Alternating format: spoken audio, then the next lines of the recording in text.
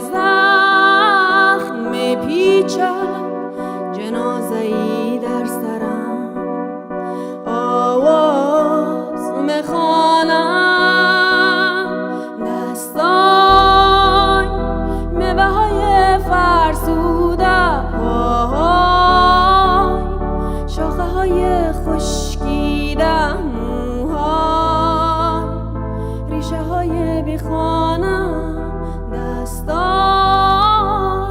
ریشه های فرسوده پاهای شاخه های خشکیده موهای ریشه های بیخانم درون من پر از دیوار است درون من پر از آوار است درون من پر از جنازه دستان میوه های فرسوده پای شاخه های خشکیده موهای ریشه های بیخانم دستان میوه های فرسوده پای شاخه های خشکیده موهای ریشه های بیخانم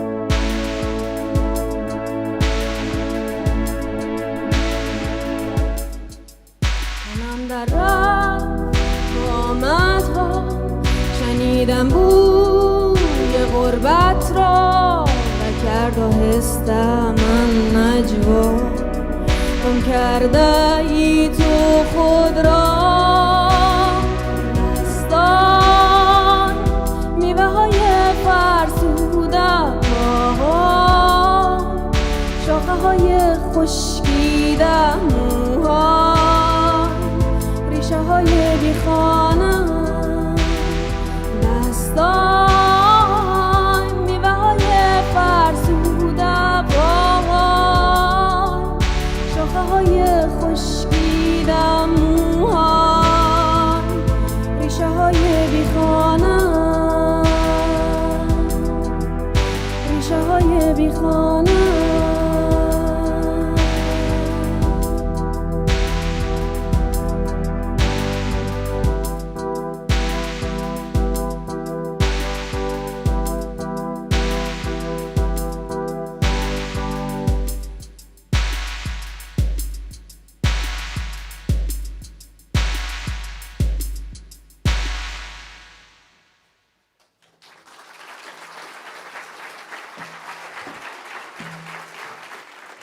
Welcome to the Nobel Peace Conference 2023 Human Rights Heroes. We just heard our first hero, a human rights activist defending her right to perform her music. Horava Taban was forced to flee her home country of Afghanistan. Now she lives in Harstad in the northern Norway as an artist in residence under the Icon Cities of Refugee Network in cooperation with Norwegian Pen and Safe Muse. Together with the brilliant Solveig Wang, they performed the song Landless Tree. I think we shall give them one more applause.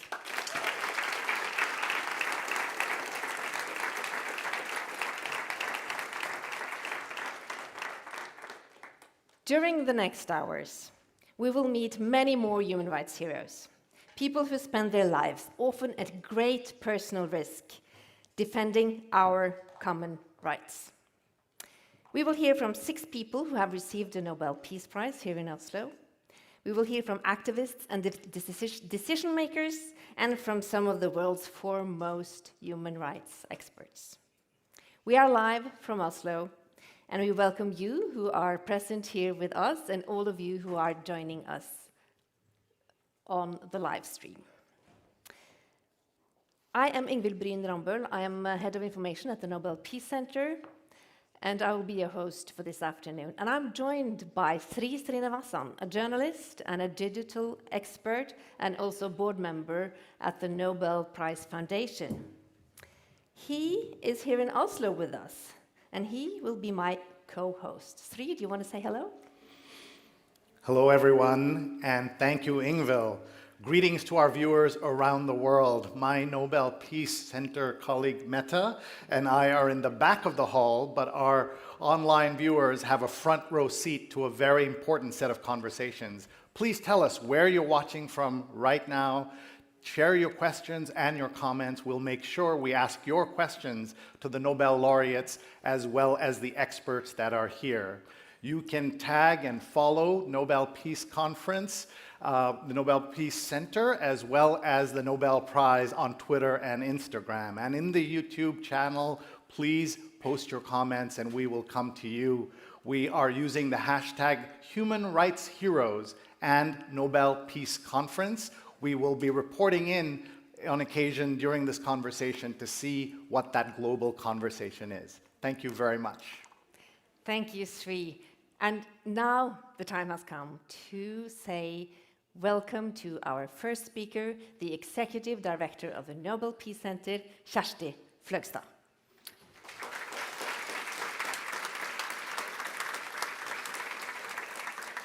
Thank you, Ingvild. Good afternoon.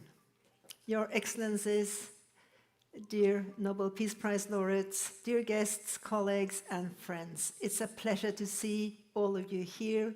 You're warmly welcome to the Nobel Peace Conference 2023, Human Rights Heroes. In December 2022, Ales Bialyetsky from Belarus, Memorial from Russia, and Center for Civil Liberties from Ukraine received the Nobel Peace Prize for their important work defending human rights in their home countries. The Nobel Committee also underscored the important work of human rights activists around the world. As such, the prize was also a tribute to civil society and its vital role for building democracies and peace. As we conclude a year of focus on the topic of the Nobel Peace Prize 2022, today's conference and the festival outside of the Nobel Peace Center later this afternoon serves as Nobel Peace Center's final celebration of the Nobel Peace Prize 2022. The number of democracies has been on decline the recent years. Only 30% of the world's population can today say that we live in a democracy. This also means that the situation for civil society, and particularly for human rights defenders, has been severely worsened over the last years. Dictators and autocrats generally don't like human rights activists. They fear them for good reasons, as they challenge power and abuse of power. Thus, the defenders are increasingly at risk. This is why we have called this year's conference Human Rights Heroes. We are deeply honored and proud to have in total 6 heroes here today, 6 Peace Prize laureates or representatives from their organizations with us. You will hear from them in a short while.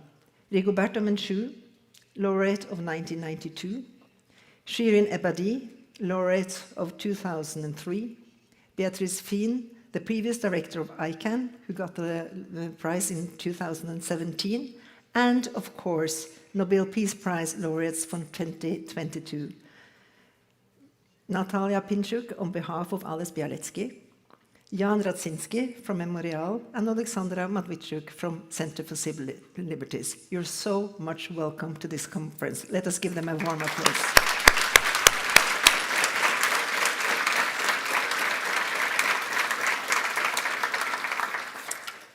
While we celebrate the accomplishment of brave human rights defenders worldwide, we also aim to shed a light on the challenges they face and explore solutions to better protect these heroes.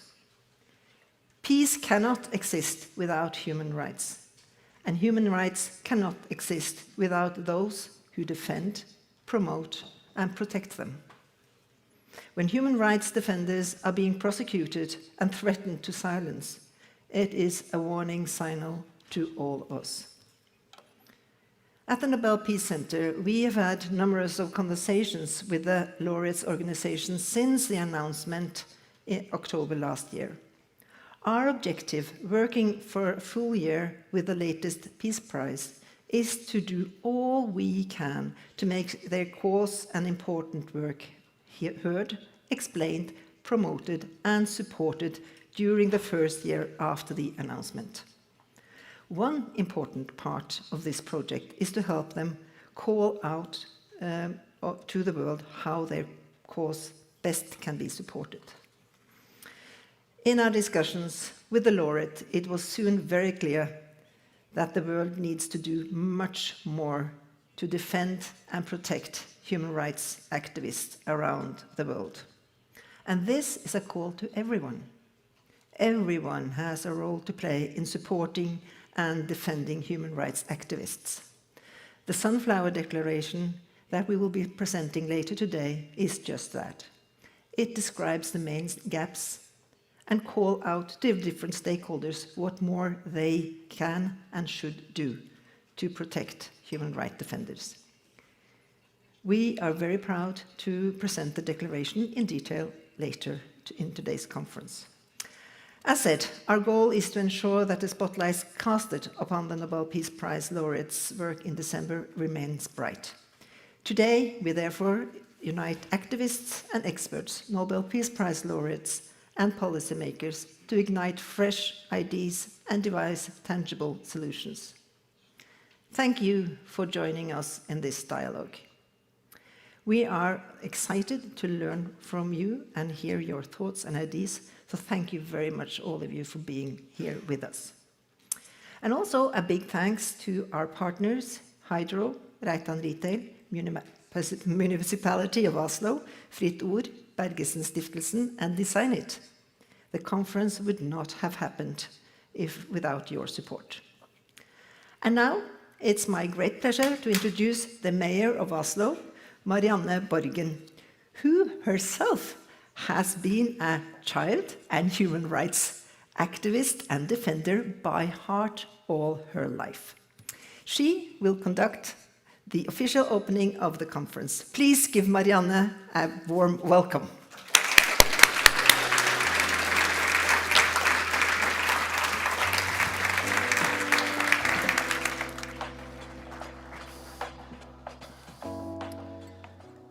Your Excellencies, Nobel Peace Prize laureates, dear friends, heartily welcome to Oslo.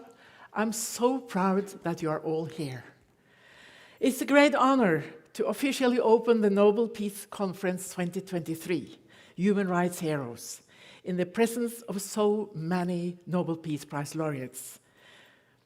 Oslo takes great pride in being the host city of the Nobel Peace Prize, and we define ourselves to be a city of peace. I believe that cities can make a difference when it comes to global challenges. Naturally, it should be unnecessary for cities to have their own foreign policy, but we see that cities around the world play a crucial role in fighting climate change and delivering on our obligations according to the Paris Agreement and also according to the UN's development goals. I also believe that cities can do more, also when it comes to human rights and children's rights. Oslo cooperates with other cities in the field of human rights. We are proud to, and I'm also proud to be a member of the organization Mayors for Peace. For over 20 years, we have been a part of the International Cities of Refugee Network, offering refugee to persecuted writers, artists, and journalists. Oslo Breathing Space City is also a project launched by Amnesty International, Norway, Human Rights House Foundation, and the Norwegian Helsinki Committee, and the Rafto Foundation, and the Norwegian Human Rights Fund. The pilot project that we have in Oslo also at the moment is supported financially by the city, and it's a temporary relocation program with the aim of creating a breathing space for human rights defenders living in stressful or hostile environments. You will hear more about this pilot project today in session 3. In a time where the world on so many levels seems to be moving in the wrong direction, where human rights and children's rights are under pressure all over the world and the number of democracies are declining, it is more important than ever to celebrate and also to support the people who stand up for peace and human rights. If they need protection or breathing space, we can contribute to that. The Nobel Peace Prize of 2022 was awarded to human rights activists in Ukraine, Belarus, and Russia. We all know that no true democracy can exist without human rights. Without activists who dare take the risk involved in speaking their mind, there is no hope. The protests that erupted last year in Iran inspired optimism that the regime would reform. We admire the bravery of those taking to the streets, and we are appalled by how the authorities responded. The human rights heroes present here today are truly an inspiration to all of us. I hope their stories, their experiences will encourage young people to get involved and contribute to a better and more just world. I got involved in politics when I was very young because of the threat weapons of mass destruction represent. As you can imagine, I was overjoyed in 2017 when the international campaign to abolish nuclear weapons was awarded the Nobel Peace Prize. Subsequently, Oslo, along with many other cities, joined ICAN's Cities Appeal, endorsing an international ban on nuclear weapons. And in 2021, the Treaty on the Prohibition of Nuclear Weapons became a legally binding international agreement.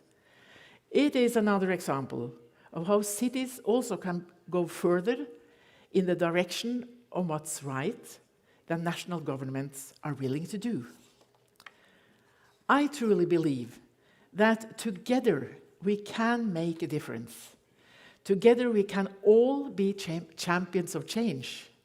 Being here together with you today give me hope, hope for the future, give me hope for a safe and peaceful and a climate-friendly future for my grandchildren. I'm looking forward to the 3 sessions we have ahead of us. And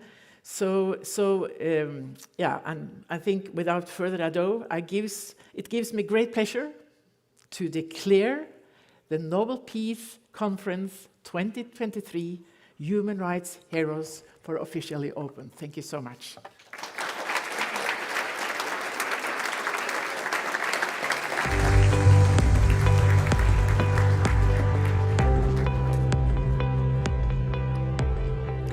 Thank you so much to Kjersti Fløgstad and to Marianne Borgen for officially opening the conference. Our first session is called When Ordinary People Do Extraordinary Things, because that is what human rights activism is about. The story of the Nobel Peace Prize is full of people who have done extraordinary things, and thereby they have changed the world. Many of them have done this with great risk to their own health and safety and with a great sacrifice. One of them is our next speaker, Shirin Ebadi. She was awarded the Nobel Peace Prize in 2003, 20 years ago, for her efforts for democracy and human rights, especially for the rights of women and children. She wasn't only the first Muslim women Peace Prize laureate, but she was also the first female court president of Iran, and her fight for women's and children's rights cost her her job, her freedom, and almost everything she had and loved. But she never gave up and continues her fight from exile. And now, as a new generation of human rights activists are fighting for change inside Iran, she is here with us. Please give her a warm welcome, Shirin Ebadi. We'd like to.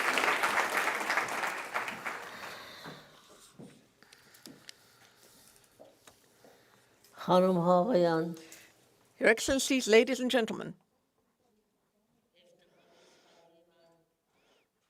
I feel privileged to be here after 20 years after winning the Nobel Peace Prize and to be speaking with you. 20 years ago, I was awarded this honor, and this honor of the Nobel Peace Prize was very conducive to my work because it provided me with many platforms through which I could ensure that the voices of the Iranian people could reach the whole world and allowed me to speak about the challenges and problems faced by the Iranian people to the whole world. That was an extremely valuable prize for me. Today, if you allow me, I would like to say a few words about the current situation in Iran, because my life and the life of other human rights activists in Iran is dependent on the circumstances in Iran. If we have democracy in Iran, our conditions would improve. Therefore, the fate of human rights defenders is directly related to the situation in their own respective countries. That is why I don't want to speak about myself personally. I'd rather speak about my country, Iran.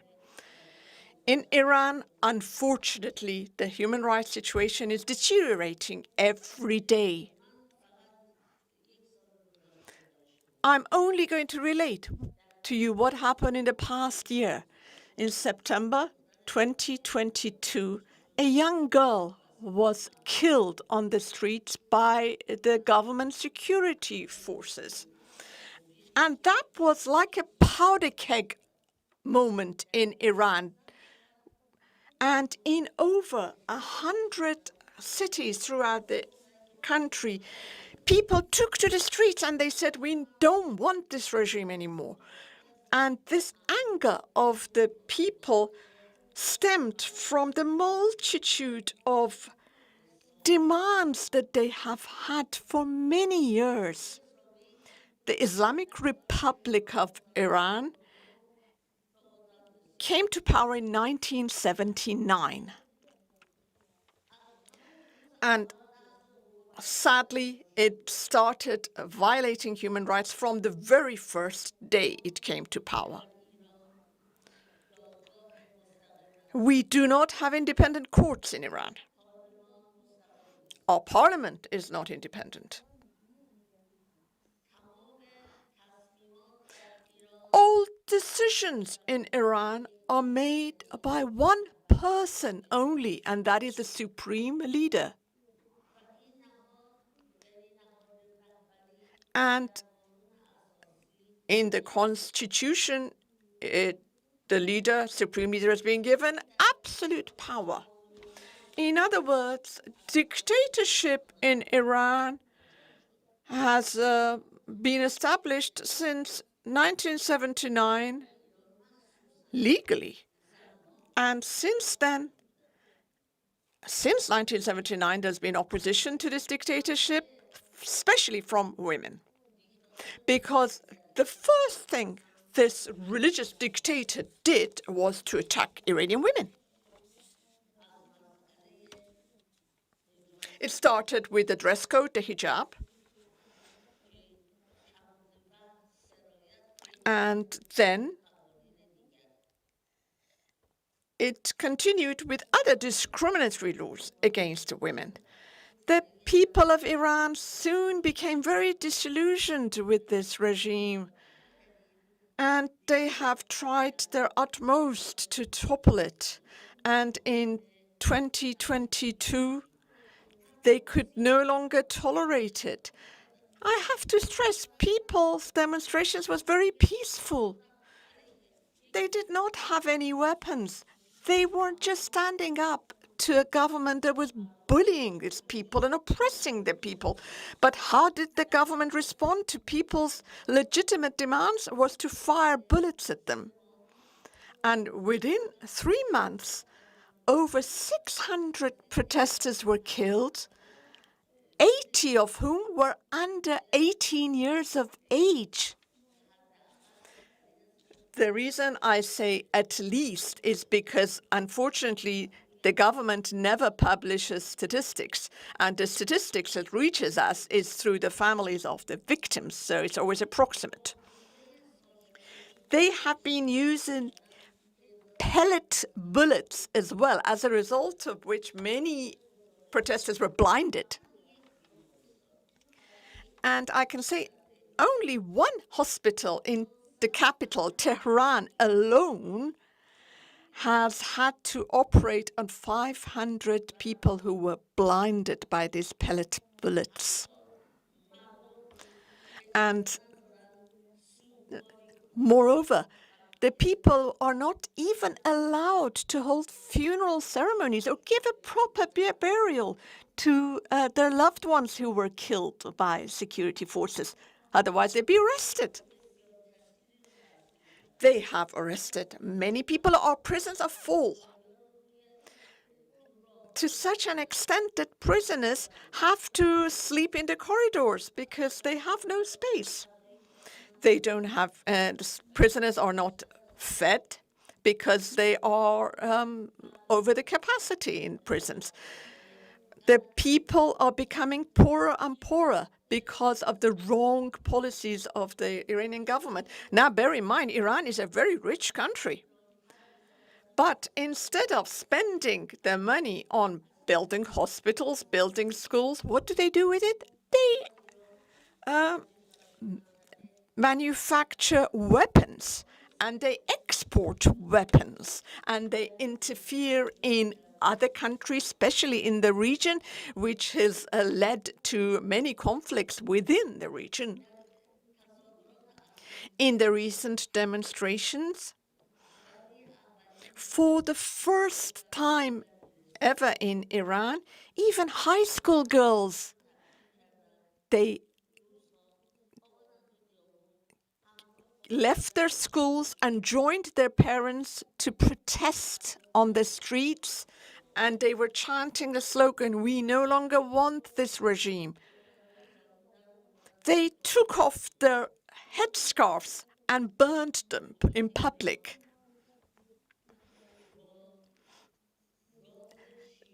And what did the Iranian government do in response? They attacked these high schools with chemical gases, and as a result of which one girl was actually killed because they even poisoned them with these chemical gases, and many of them were hospitalized. Doctors were banned from treating the injured. Instead, they were told to call the police and say, "Oh, we've just received another casualty." So the police would come and arrest the injured. But many doctors resisted. Only six doctors alone were killed because they tried to treat the injured.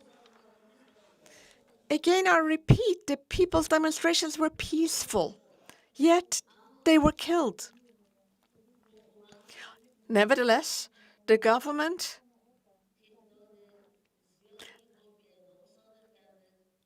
issued many death sentences for several of these protesters. 7 of them have already been executed,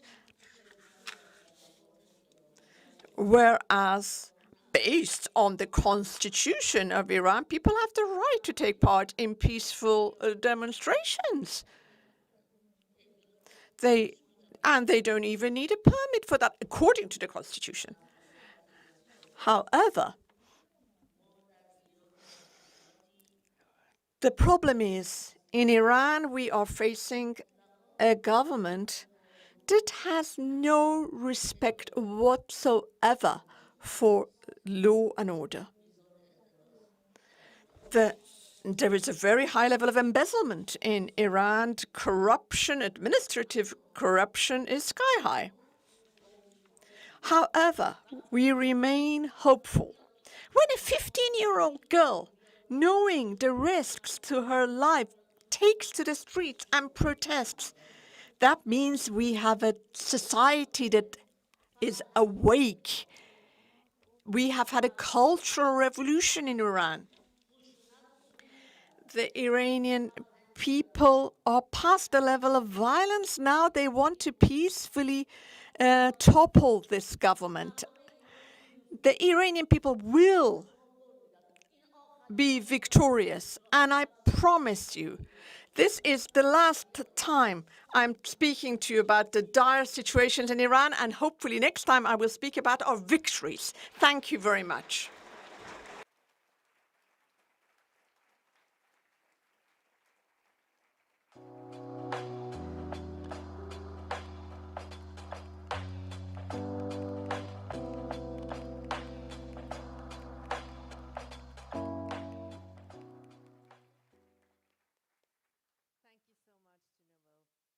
Prize laureate Shirin Ebadi.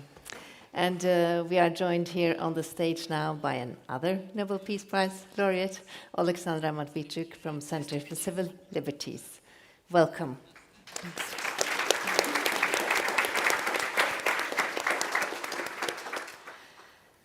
Just before we start our conversation, I want to remind everyone to use the volume control here because the sound is leaking out in the room a little bit, so you might want to lower the sign with the button on the side here. And I wanted to talk to you two together because you have a lot in common.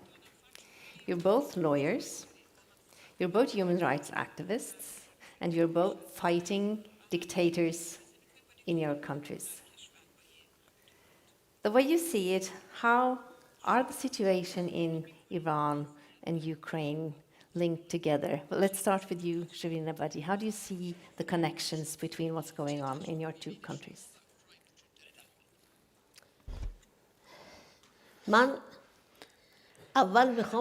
First of all, I want to speak about the differences that exist between the two countries. In Ukraine, there is democracy, and they have a president who is very courageous and extremely popular.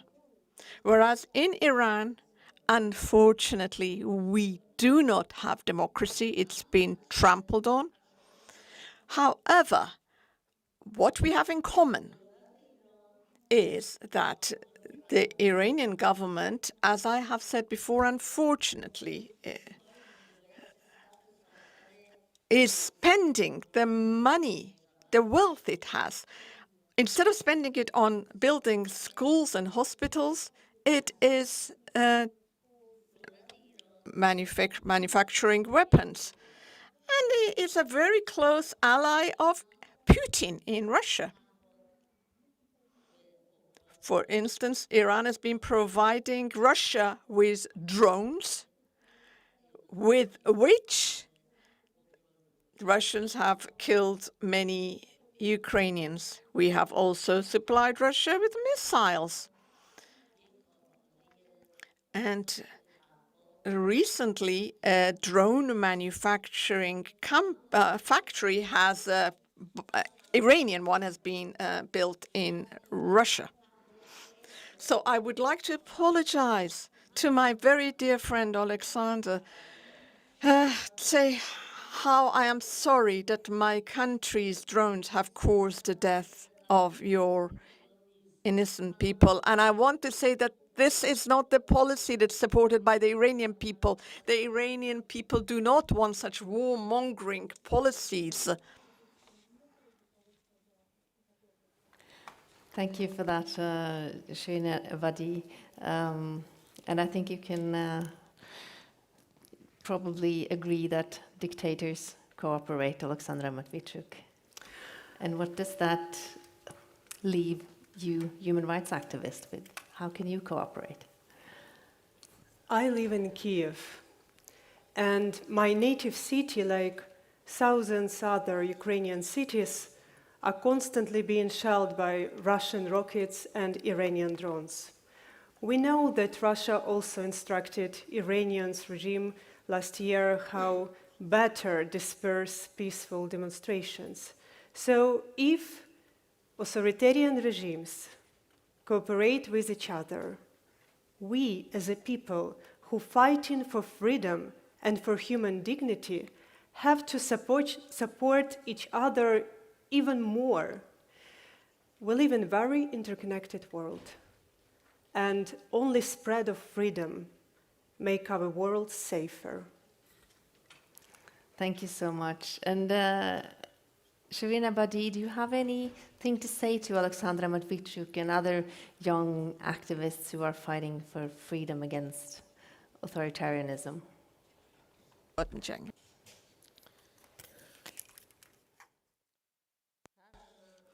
What I would like to say to Oleksandra is, please be assured that this situation will change.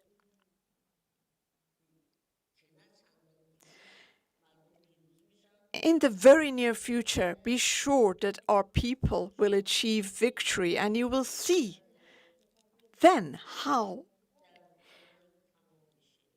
Iran's intervention in your war will end. And on such a day, I will invite you to Tehran so we can officially apologize to you for the killing of your people with the help of Iranian government. And I really hope that the young human rights activists, Iran or Ukraine, anywhere around the world, please do not lose hope. Please don't become frustrated with the status quo. The world without human rights activists will be in a much worse place. Many countries, such as my own country, are living in very dire and dreadful situations, but I am sure, thanks to the activities of human rights defenders, the situation will get better. Please continue your work and we will achieve victory. Thank you so much, Shirin Ebadi, for being such an inspiration and so courageous and energetic. Thank you so much. I will continue the conversation with you, Oleksandra Matviichuk. It's been 9 months almost since you were here in Oslo to receive the Nobel Peace Prize. And we all know that since then, your important work has continued as bombs fall on Ukraine. And I can't say how much grateful we are that you are back in Oslo with us here today. Thank you so much for being here. Thank you for the invitation.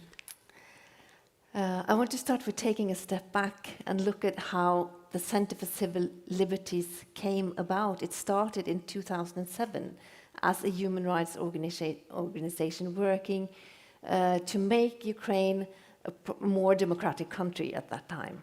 And then after the elections in 2013 and with the Eurodan uprising, your role changed. Can you tell us a little bit about what kind of organization Center for Civil Liberties was at that time? What did you do? 9 years ago, Revolution of Dignity took place in Ukraine. It was a time when millions of Ukrainians peacefully stood up their voice against corrupt and authoritarian government. We fought for a chance to build a country where the rights of everybody are protected, government is accountable, judiciary is independent, and police do not beat students who are peacefully demonstrating. And we paid a rather high price for it. The Yanukovych regime persecuted peaceful protesters, and that time I was a coordinator of civil initiative Euromaidan SOS. We brought up thousands of people to provide legal and other kind of assistance to persecuted protesters across the country, and every day hundreds and hundreds of people who were beaten, arrested, tortured, passed through fabricated criminal charges, pass through our care. And when we succeed and got this chance for democratic transition, in order to stop us on this way, Putin started this war of aggression. Russia occupied Crimea, part of Lugansk and Donetsk regions, and last year extended this war to the large-scale invasion. Because Putin is not afraid of NATO. Putin is afraid of the idea of freedom. And then your role changed again. And during the last year, you've become investigators of war crimes. Can you tell us about the work that you're doing on the ground in Ukraine at the moment? When large-scale invasion started, we faced with unprecedented numbers of war crimes.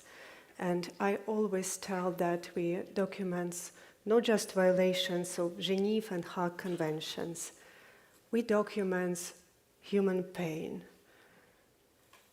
When Russian troops deliberately shell in residential buildings, schools, churches, hospitals, attack evacuation corridors, manage filtration camp system, organize forcible deportations, commit murder, tortures, rapes, abductions, and other kind of offenses against civilians. And I witnessed by myself how quickly this war turned people into the numbers. Because the scale of war crimes grows so large that it's become impossible to recognize all the stories. But people are not numbers.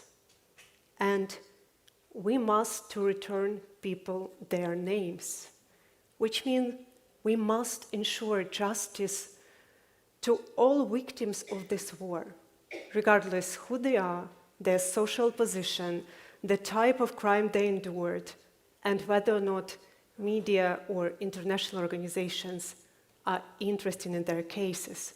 Because the life of each person matters. So we're doing our work so that sooner or later, all Russians who committed these crimes by their own hands, as well as Putin, Lukashenko, and other top political leadership and high military command of Russian state, will be brought to justice. Justice is precondition of the peace in our region. In your, yes.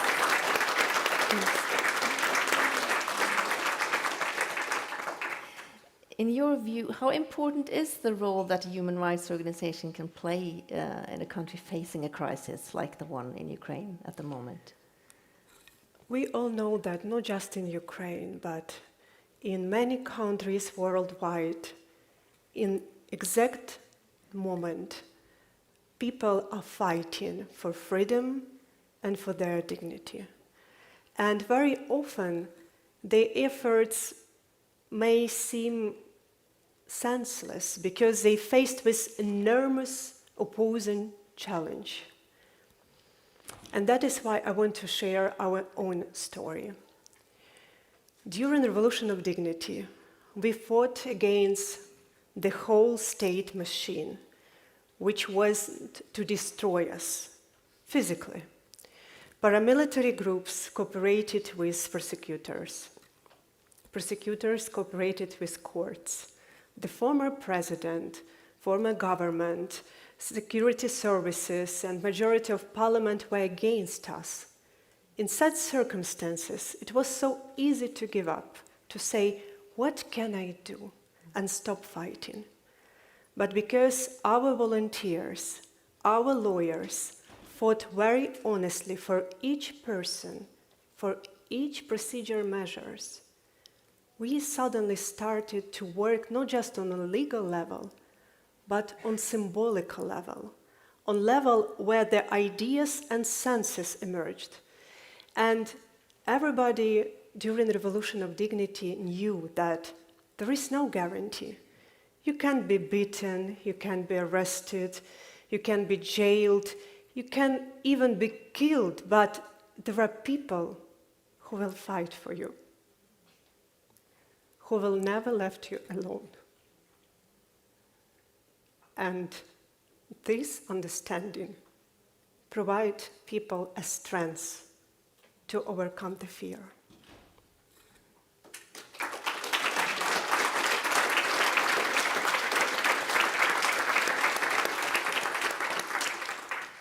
I don't know if it's possible to answer this question short, but can you say something about how you see the role of human rights organizations like your own in Ukraine after the war? This war has a very vivid value dimension. It's not just a war between two states. This is a war between two systems, authoritarianism and democracy.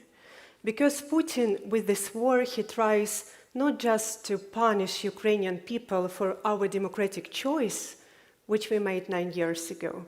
He also wants to convince the whole world that democracy, rule of law, and human rights are fake values, because they couldn't protect you during this war. So that is why victory for Ukraine is not just to repeal Russian troops out from our country, to restore international order, and to release people who live in Crimea and other temporarily occupied territories. But victory for Ukraine means also to succeed in democratic transition of our country, to win this value dimension. And also, I think it's extremely important to all human rights organizations to unite our voice and to start a cardinal reform of international system of peace and security, because it's not working anymore. And Ukraine, Iran, Afghanistan, Syria, Sudan, and other countries are very bright examples. So we have to establish a new system which will protect people in different countries against authoritarianism and the wars. And human rights have to pose a central place in such kind of system.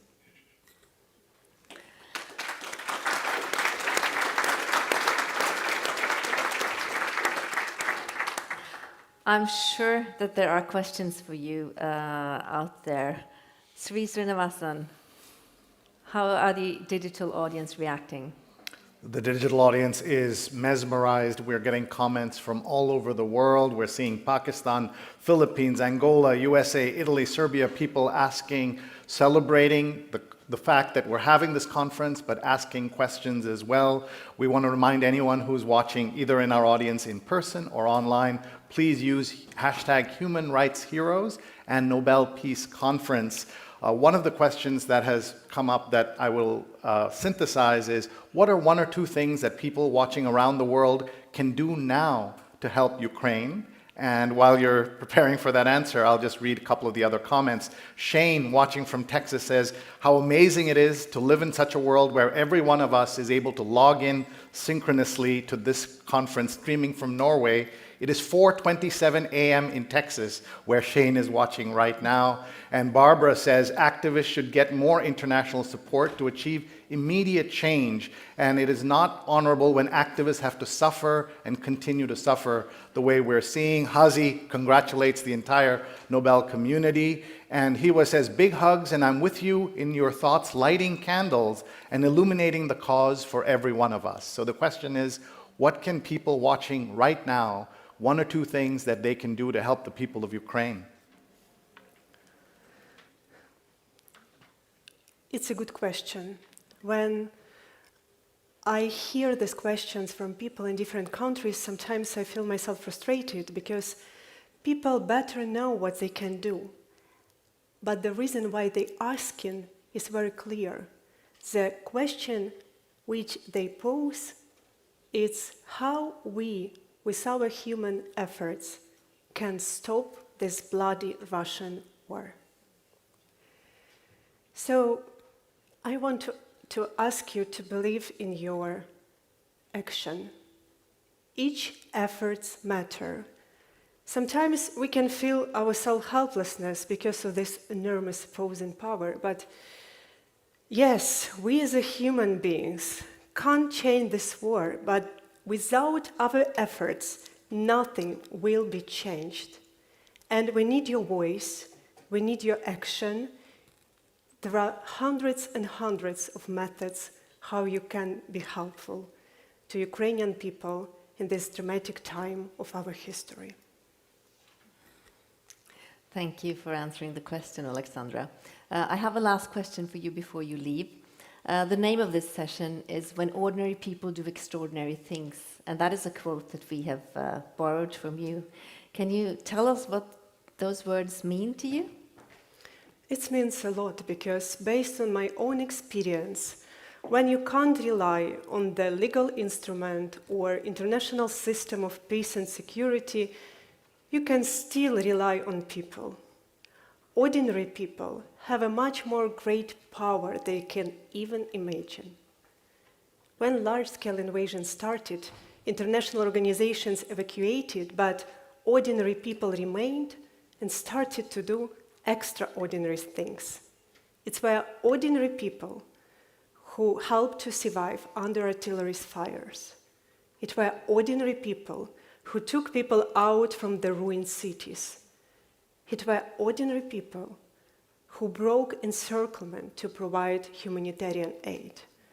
I would never wish any nation to go through our experience, but these dramatic times provide us opportunity to reveal the best in us, to be courageous, to fight for freedom, to make a difficult but right choices, and to help each other.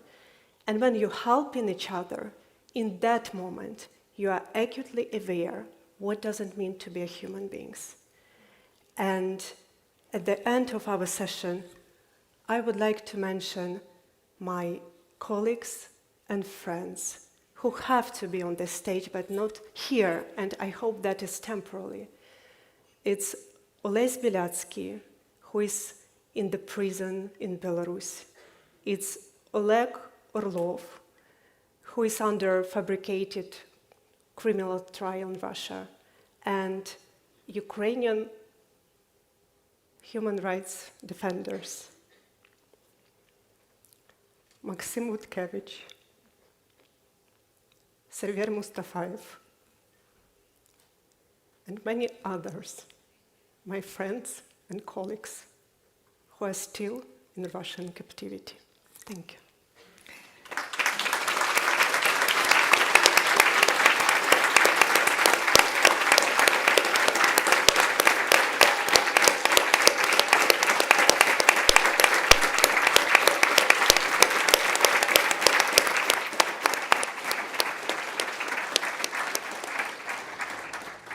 Thank you so much, Oleksandra Matviichuk. And now that we've heard the stories of two of our human rights heroes and Nobel Peace Prize laureates, the time has come to broaden the picture and look at the role that human rights defenders are playing in the world today. We shall meet a woman who has devoted her life to defending the defenders. She is the founder of Frontline Defenders and former director of Amnesty International in Ireland. And now she is the UN Special Rapporteur on Human Rights Defenders. She just delivered her report summarizing 25 years since the UN Declaration on Human Rights Defenders, and now she's here to give us some highlights of those 25 years. Please welcome Mary Lawler.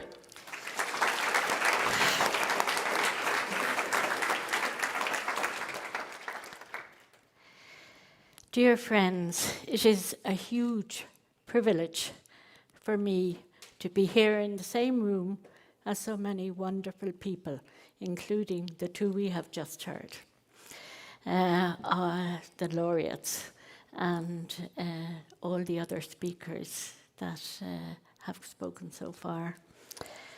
And I'm delighted to be back in Oslo with the Nobel Peace Committee and to be here with so many friends and acquaintances to celebrate the work of human rights defenders. It is something that we don't do often enough. Too frequently, focusing on all the terrible injustices and violations that they face. This, of course, is absolutely necessary. And the more we understand about the risks that human rights defenders face, the better placed we are to develop protection strategies with them. Yet taking time to step back and acknowledge the contribution of human rights defenders is also necessary.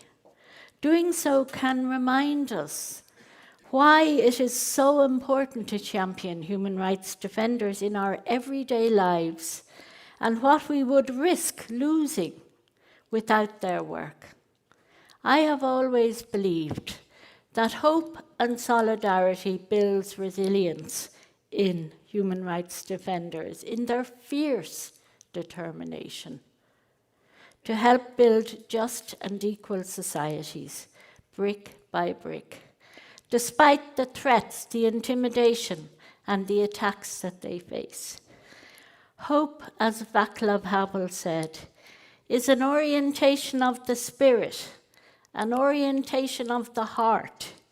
It transcends the world that is immediately experienced, and it is anchored somewhere beyond the horizon. Its deepest roots are in the transcendental, just as the roots of human responsibility are.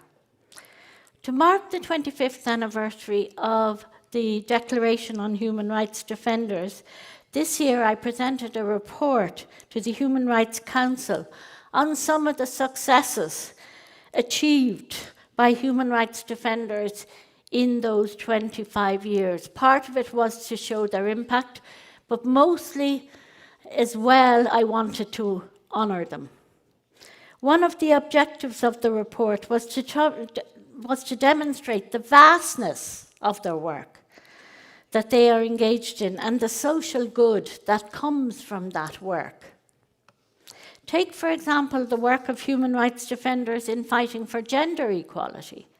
In Indonesia last year, women defenders played a vital role in passing a law criminalizing physical sexual abuse, including in marriage, sexual exploitation, forced marriage, including of children, and the circulation of non-consensual sexual content.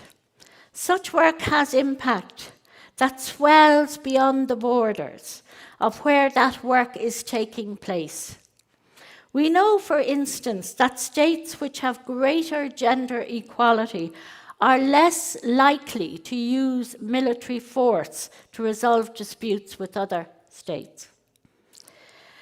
While there has been much talk recently about the reversals in the rights of women and LGBTI people, in preparing the report, it struck me time and time again the remarkable gains that LGBTI defenders have made in the past quarter century.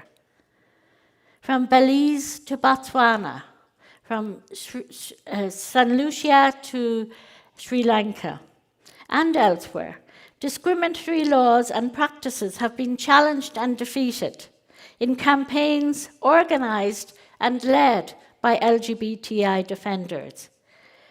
This acceptance is very motivating and positive. But also, studies have shown positive correlation between LGBTI inclusion and a country's economic development. When LGBTI people are treated equally, we all do better.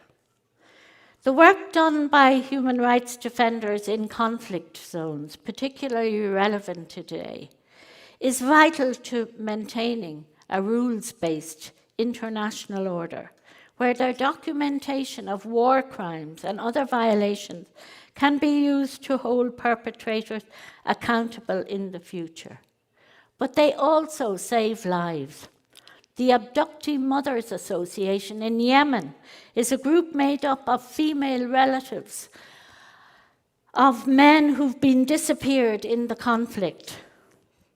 Through their persistent efforts, their courage and their innovation, they have succeeded in securing the release of dozens of unjustly detained people by both sides in the conflict and establishing the whereabouts of many more.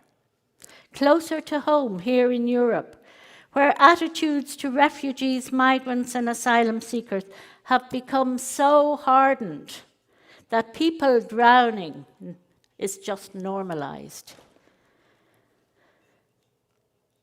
I've spoken to scores of human rights defenders in Greece, in Italy, and in France and elsewhere who are being criminalized for saving lives. These human rights defenders remind us of our shared humanity and how far we have fallen. And I'd like to recognize Tommy Olsen, a human rights defender from Norway, who has been working in Greece, whose case I've taken up. We know also Polish volunteers on the country's border with Belarus who have been threatened and intimidated for providing food and shelter to migrants, refugees, and asylum seekers.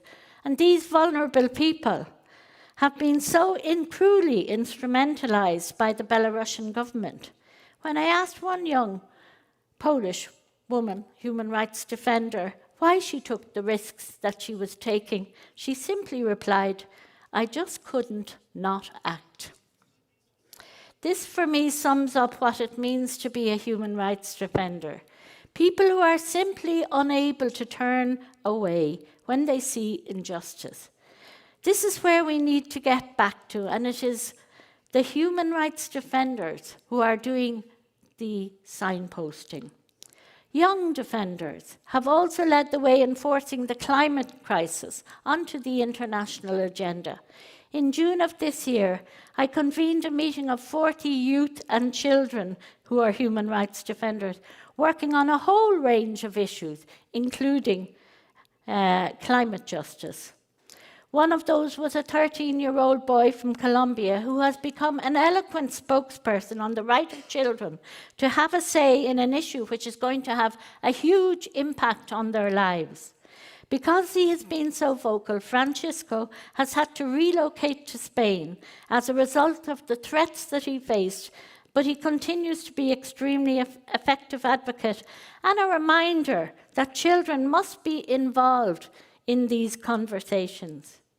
It is sometimes easy to despair when you hear stories like this, where a 13-year-old boy has had to leave his father, his friends, and his school, and his home, because of his human rights activities. In such times, I reflect on the wins, and there are so many of them for defenders, and what negative things wouldn't happen, what negative things didn't happen because of human rights defenders. I think, for instance, of Rani Yanyan, an indigenous human rights defender from the Chittagong hill tracts in Bangladesh.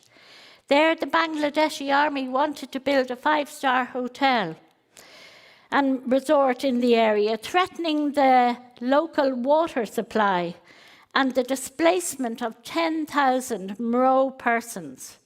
Rani Yanyan helped organize young people to consult with local villagers, and they did so in the dead of night when everybody else was asleep, so as to avoid surveillance. She and others publicized internationally what was happening, and the military now seems to have backed off from the project. Through imagination and perseverance, hope and solidarity, human rights defenders continue to succeed against intimidating odds and often despite threats and attacks. These victories are usually the result of long-term struggles and are typically achieved in collaboration with other human rights defenders and with a broad range of allies. Finally, let me say to all human rights defenders everywhere, including those gathered here today, I salute your courage, your persistence, your hope, your resilience, and your vision of a better world. When I think of you, I am reminded of the words of an Irish playwright, George Bernard Shaw, which you embody for me. Life is no brief candle for me. It is a sort of splendid torch, which I have got hold of for the moment, and I want to make it burn as brightly as possible before handing it on to future generations. Thank you. Thank you, Mary Lawler. Before you, thank you so much. Before you step down, I want to turn to Sri Srinivasan and see if there are some questions from you from the audience. Okay. Sri. Hello, everyone. Thank you so much for watching all over the world, and of course, everyone in the room. Please tag your friends. Tell them that they watch us live or later on Facebook or on YouTube. And we're using the hashtag Human Rights Heroes and Nobel Peace Conference. We're tracking that, so we'll be able to see all your comments. I'm going to just read a few of the folks watching from around the world. Oni is watching from Fiji, says listening and watching. Charles Thomas is watching from Zimbabwe. And we just heard Mary talk about Bangladesh. And Farah says, I'm Farah from Bangladesh. Good afternoon to you all. Thank you for joining us. We have a question right here from this room. At Latif Johar has a question. Human rights defenders take refuge in the West, often facing significant challenges, including language barriers and jobs, making it difficult for them to continue human rights advocacy. How can we ensure that they can have access to support and facilities that accommodate their advocacy efforts?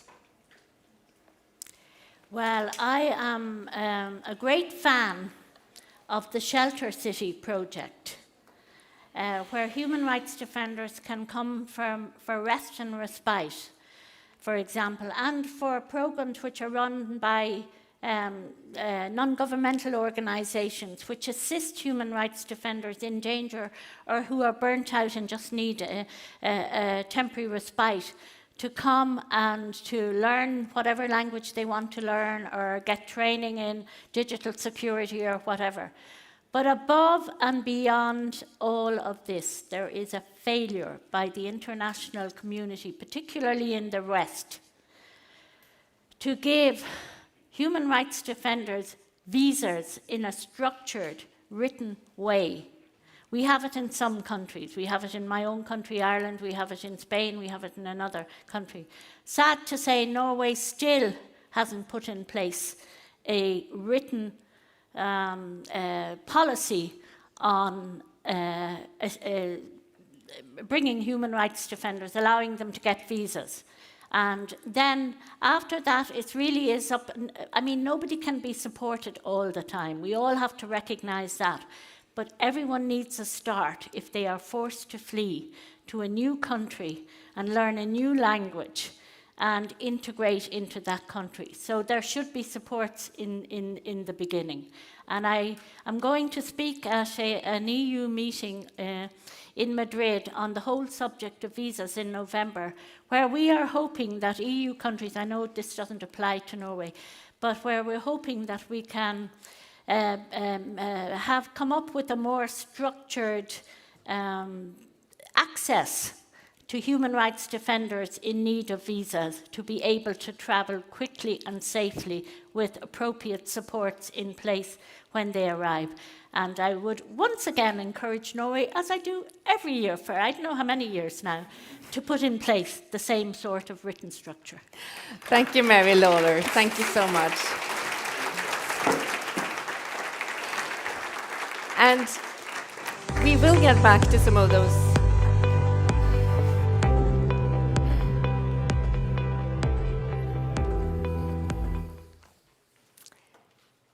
Nobody plans to give up.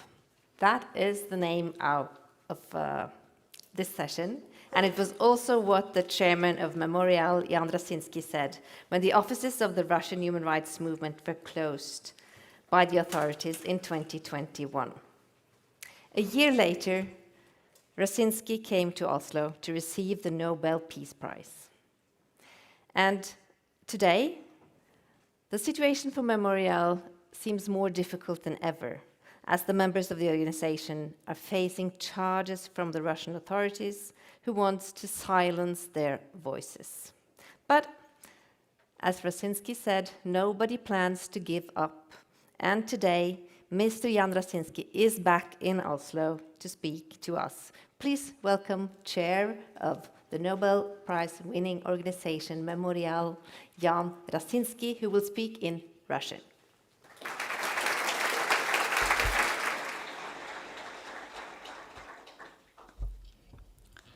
Ladies and gentlemen, I will talk about the situation of Russian civil society activists, not just human rights defenders. During the last year and a half in Russia, criminal proceedings have been initiated against 634 people from 78 regions of Russia because of their anti-war stance. Of these, 200 people have been imprisoned, 181 are behind bars, 11 are under house arrest, and 8 are undergoing forced medical treatment. I do not have the opportunity to name them all. After the beginning of the so-called special military operation, a law was rapidly adopted, punishing with imprisonment those people who interpret the operation in any other way than the use of the armed forces of the Russian Federation to protect the interests of the Russian Federation and its citizens to maintain international peace and security. People have been sent to prison for anti-war statements. Among them is the municipal deputy council member Alexei Gorinov, who received a sentence of 7 years for words about the deaths of Ukrainian children resulting from the war started by Russia, words said at the meeting of the Council of Deputies. Among them, the opposition politician Ilya Yashin, who risked asking questions about the events in Bucha. Among them was Igor Baryshnikov, a lonely pensioner from the Kaliningrad region who was caring for his 97-year-old mother. In June this year, he was sentenced to 7.5 years for anti-war publications on social networks. His mother died in early August, and he was denied the opportunity to attend the funeral. Many have not yet been convicted, but are already in prison on similar charges. For example, Maxim Lipkin, 18 years old, who applied to hold an anti-war rally on the anniversary of the Russian invasion. More than 19,000 people were subjected to detentions and fines for anti-war speech, even just for using the word war. That happened 2 weeks ago.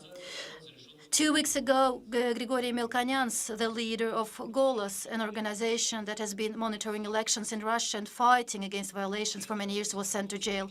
A number of Golos activists have been subjected to searches, even though many political opponents of the current regime, Vladimir Karamurza, Alexei Navalny, and others, are already in prison.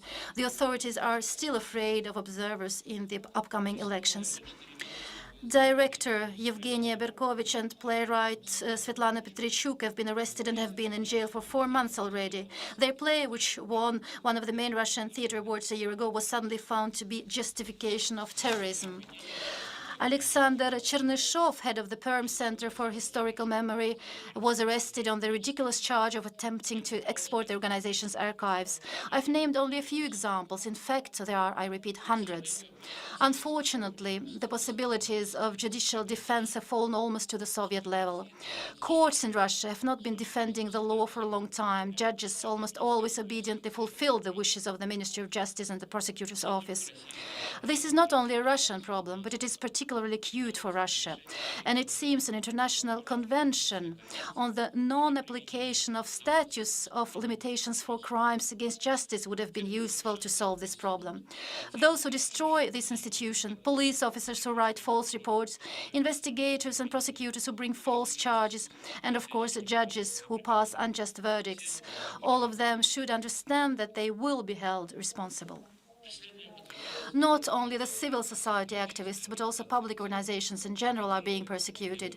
Many of Russia's most respected human rights organizations have been liquidated under ridiculous pretexts, including the Moscow Helsinki Group, the Sakharov Center, Agora, and the Sova Information and Analytical Center. Following a court decision to liquidate International Memorial for improper labeling of several of its texts, the Memorial Human Rights Center was also liquidated under the same ridiculous pretext. The Per Memorial Memorial was also liquidated, and the premises of the Yekaterinburg Memorial were taken away. In March of this year, a number of memorial activists in Moscow were searched, and a criminal case was opened against unnamed members of our organization on the ridiculous charge of justifying Nazism. The Putin regime has long been unconcerned about the plausibility of the charges. In addition to liquidation of organizations, Russian authorities have come up with other ways to put pressure on organizations and different ways to make their work more difficult. One of them is the inclusion of organizations and now individual citizens in the so-called register of foreign agents. This happens extrajudicially. And the Levada Center, one of Russia's leading sociological centers, came on the list. The Glasnost Defense Foundation, a number of organizations from Memorial, the human rights group Citizens Army Right, which helps conscripts, the above-mentioned Golos Association, which protects the rights of voters, the Foundation in Defense of the Prisoners' Rights, the Sakhalin Environmental Watch Group, and many dozens of others. Another form of pressure, less widespread but significantly more severe in its consequences, is the recognition of international or foreign organizations operating in Russia as undesirable. This decision is taken by the Prosecutor General's office, also out of court, without explanation of the motives. There have already been more than 100 organizations recognized as undesirable, including Greenpeace, Transparency International, the World Wide Fund for Nature, the independent TV channel Dozhd, and many others. Russian citizens and organizations face criminal liability for cooperating with an undesirable organization. Since no term is defined by the law, anything can be recognized as cooperation. An interview given to an undesirable media outlet, and quite possibly even correspondence. Of course, as the experience of Soviet dissidents shows, the lack of legal status of an organization and even criminal repression of its members makes work difficult, but not impossible. This activity of public organizations is not a mere whim of individuals. It is a social need, and in many cases a social necessity. And especially now, when many of the rights and freedoms declared by the Constitution are becoming as much of a fiction as they were in Soviet times, when freedom of speech has been definitely abolished, when all television channels and all mass print media are in the hands of the state and in reality are not means of information but of propaganda. Refugees and internally displaced persons are still in need of assistance and protection. The problem of protecting the rights of military personnel and conscripts has become extremely acute. The problems of the disabled and prisoners are not going away. The persecution of political opponents of the authorities continues. Cases of disappearances without trace and torture are not being investigated, and it's still necessary to prevent electoral fraud. And civil activists are dealing with all these problems regardless of whether officials like it or not. Now this work is becoming as difficult and risky as it was under the Soviet regime, but it continues, although it has become incomparably more difficult to succeed. Our predecessors of 40 years ago did not give up, and we are not going to.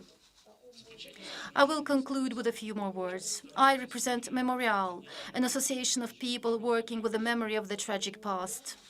It is impossible to make people forget the past, and it is even more impossible when the past is coming back. And this return has practically already happened. And the return to Soviet methods of suppressing dissent is naturally accompanied by a return to Soviet historical myths, sometimes bizarrely distorted and amplified. For example, the 1939 pact with Hitler, which even Soviet propagandists were ashamed of, explaining it by necessity and omitting the secret protocols, is now proclaimed as a triumph of Soviet diplomacy. Formally, the state has not revised its attitude to communist terror, but monuments to Stalin appear in various Russian cities, sometimes with the assistance of local authorities. A new history textbook has just appeared that reproduces the old concepts of hostile environment and Russian exceptionalism. History dissected by propagandists becomes an ideological weapon. The dispute is not so much about historical facts as about the foundations of the human community. Man is not a consumable material for solving state tasks, as it seems to the current Russian authorities. Man is the master of the state and its builder. It is not for the state to determine how people should live, but for people to determine what kind of state there should be. These are not abstract humanistic ideals. These are practical principles for the survival of society. Public organizations and activists and human rights defenders, they are the safeguards, the detectors of dysfunction, of a dangerous course of events. By obstructing citizens from forming organizations and by limiting the freedom of opinion, the state destroys its own future and the future of the society. A state that violates the rights of its own citizens inevitably becomes a danger to other states. Therefore, I return to the theme of our meeting today. Supporting activists who defend the rights of citizens is a common task and a common interest of people of goodwill. Support is needed both for those who continue to fight while remaining in their country and those who have been forced to leave. This is an extremely important task, and I hope that the international community will endeavor to resolve it. Thank you.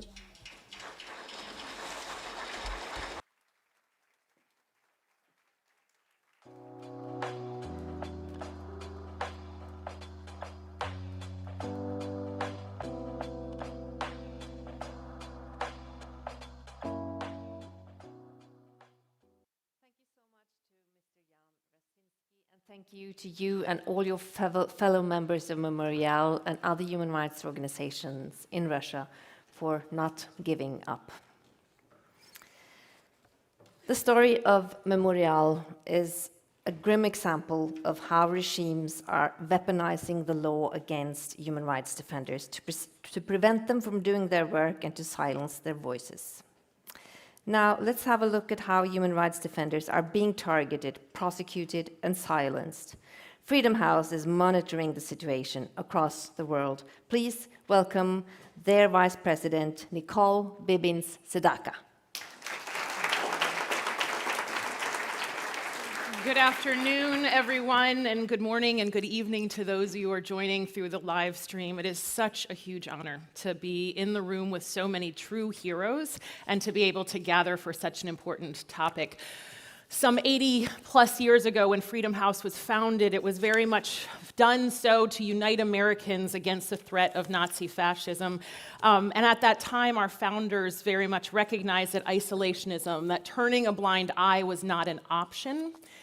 And it was based on this idea of a false choice, that there was a zero-sum game between our interests and our values, between domestic challenges and universal human rights. But indeed, we know then and we know now that our interests and our values are deeply intertwined, and the line between domestic and international is faint, if it exists at all.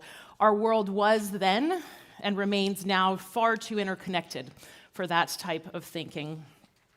Today, authoritarianism is once again surging. We've heard that from so many of our great colleagues.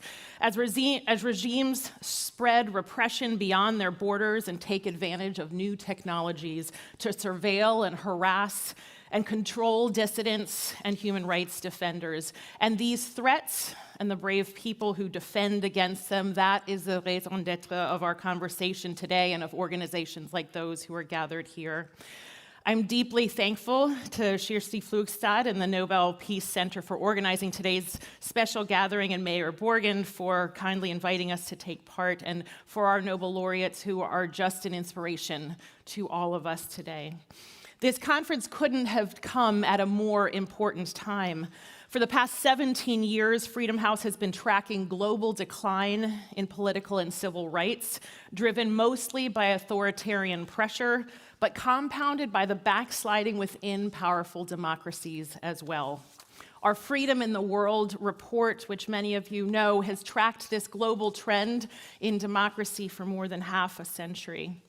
But what we also know is thanks to the hard work of activists like those gathered here, more countries are free today than they were when we began reporting 50 years ago, up 30% in 1973 to 43% of the countries that are free today.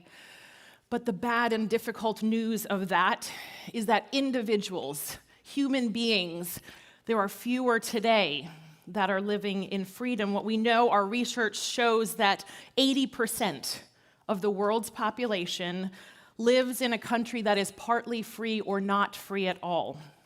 That means that only 1 in every 5, 20% of the world's population can claim that they live in a free country, and that is a difficult crisis for us to address. It is the great challenge of our time.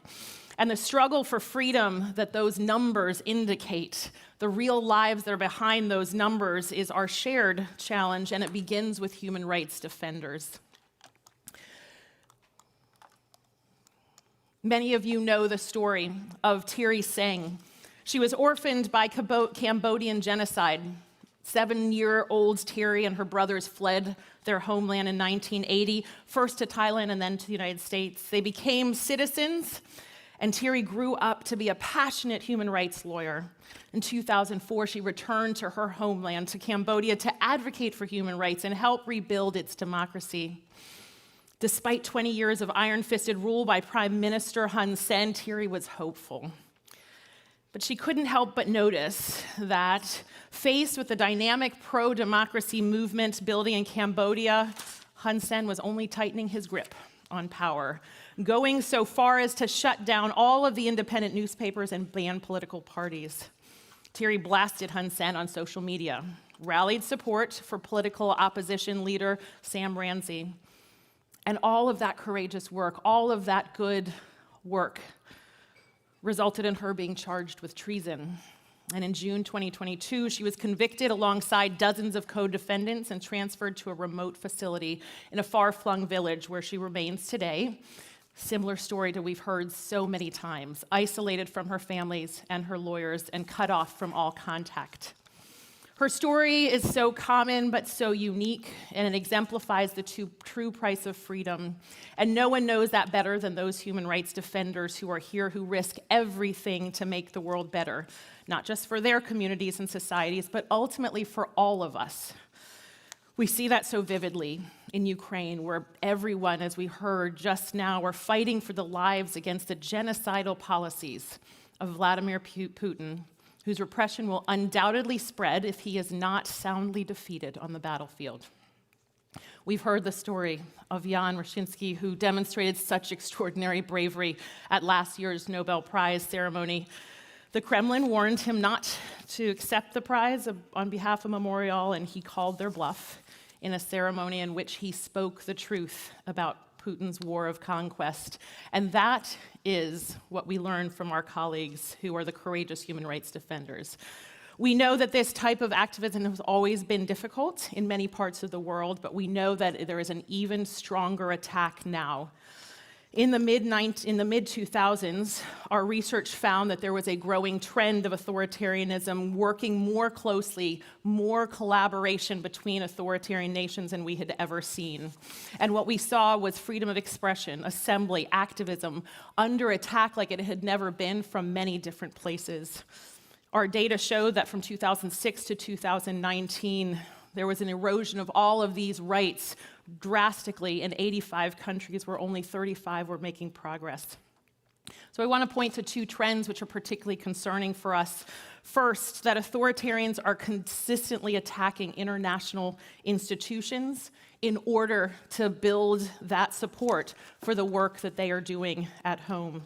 Whether it's the Chinese government taking over a more aggressive role in the UN Human Rights Council, or the work that we saw by Beijing and Moscow to put leadership in the International Telecommunications Union, which effectively exercises control over the internet, we see this attack on the system that was put in place so many years ago in order to build a world that is just and peaceful. A second trend that many of you know about and many of you probably have experienced is that of transnational repression. Between 2014 and 2021, we have seen at least 36 countries have reached beyond their borders to intimidate, harass, kidnap, or murdered exiled dissidents and members of the diaspora community. One of our colleagues that we work with, Masih Al-Najad, is a courageous Iranian activist who started her activism as a journalist in Iran, and she was forced to flee to the United States only to find that the Iranian government went after her there. Our FBI, the Federal Bureau of Investigations, uncovered an Iranian plot in the United States to kidnap her. It is that terrible story That is the truth for so many activists in exile now. She left her home in Iran to flee repression, and not even living in a free country could guarantee her safety. That is the challenge that we have now, and so the question before us that we are looking at as we're seeing these attacks on international institutions, we're seeing these attacks on human rights defenders at home and remarkably abroad as well. What will we leave for our children and their children? A world where those authoritarian actors are able to reach their long arm into international organizations, into other countries, and continue to repress at home? Or will we leave a world that values fundamental freedom? Those working on the front lines to uphold and protect fundamental freedoms are the true agents of positive change in their countries, but fundamentally in our world. And we desperately need solidarity and support for them at the individual and the systemic level. They are not just fighting for their nations. They are courageously doing that, but they are indeed fighting for all of us and freedom around the world. That is why Freedom House has proudly endorsed the Nobel Peace Center's Sunflower Declaration, and we support greater support internationally for human rights defenders. On the individual level, we are strongly advocating for the security and resources to human rights defenders, journalists, oppositionists, and others so that they continue their work at home. But for those who flee persecution, unrest, and imprisonment, we know that we must support them where they find refuge. We have long advocated for democratic governments to create a flexible, rapid response temporary protective visa system for human rights defenders who are facing danger, and to seek the unconditional and immediate release of political prisoners, and to combat transnational repression of human rights defenders in exile. We know that there is much that democratic nations can and must do in order to support our colleagues who are on the front lines of freedom. We can support them by supporting the international system to push back on international authoritarianism. We can and must stand up guardrails to ensure that our leaders of international agencies, wherever they might be, are committed to the principles of democracy and human rights, and that our democratic colleagues also become places of refuge and solace for those who are fighting for human rights. I could talk much more about the great threats that are facing our human rights defense colleagues, but I can also speak at much more length about their extraordinary bravery, the power of their human fundamental yearning for freedom, and the very good reasons for hope. That good will prevail in time. So let me leave with this. The efforts and sacrifices of human rights defenders benefit all of us, not just in one country in one moment of time. They are indeed fighting for freedom for generations to come, and they need and deserve our support because they are truly in the fight for freedom for us all. Thank you.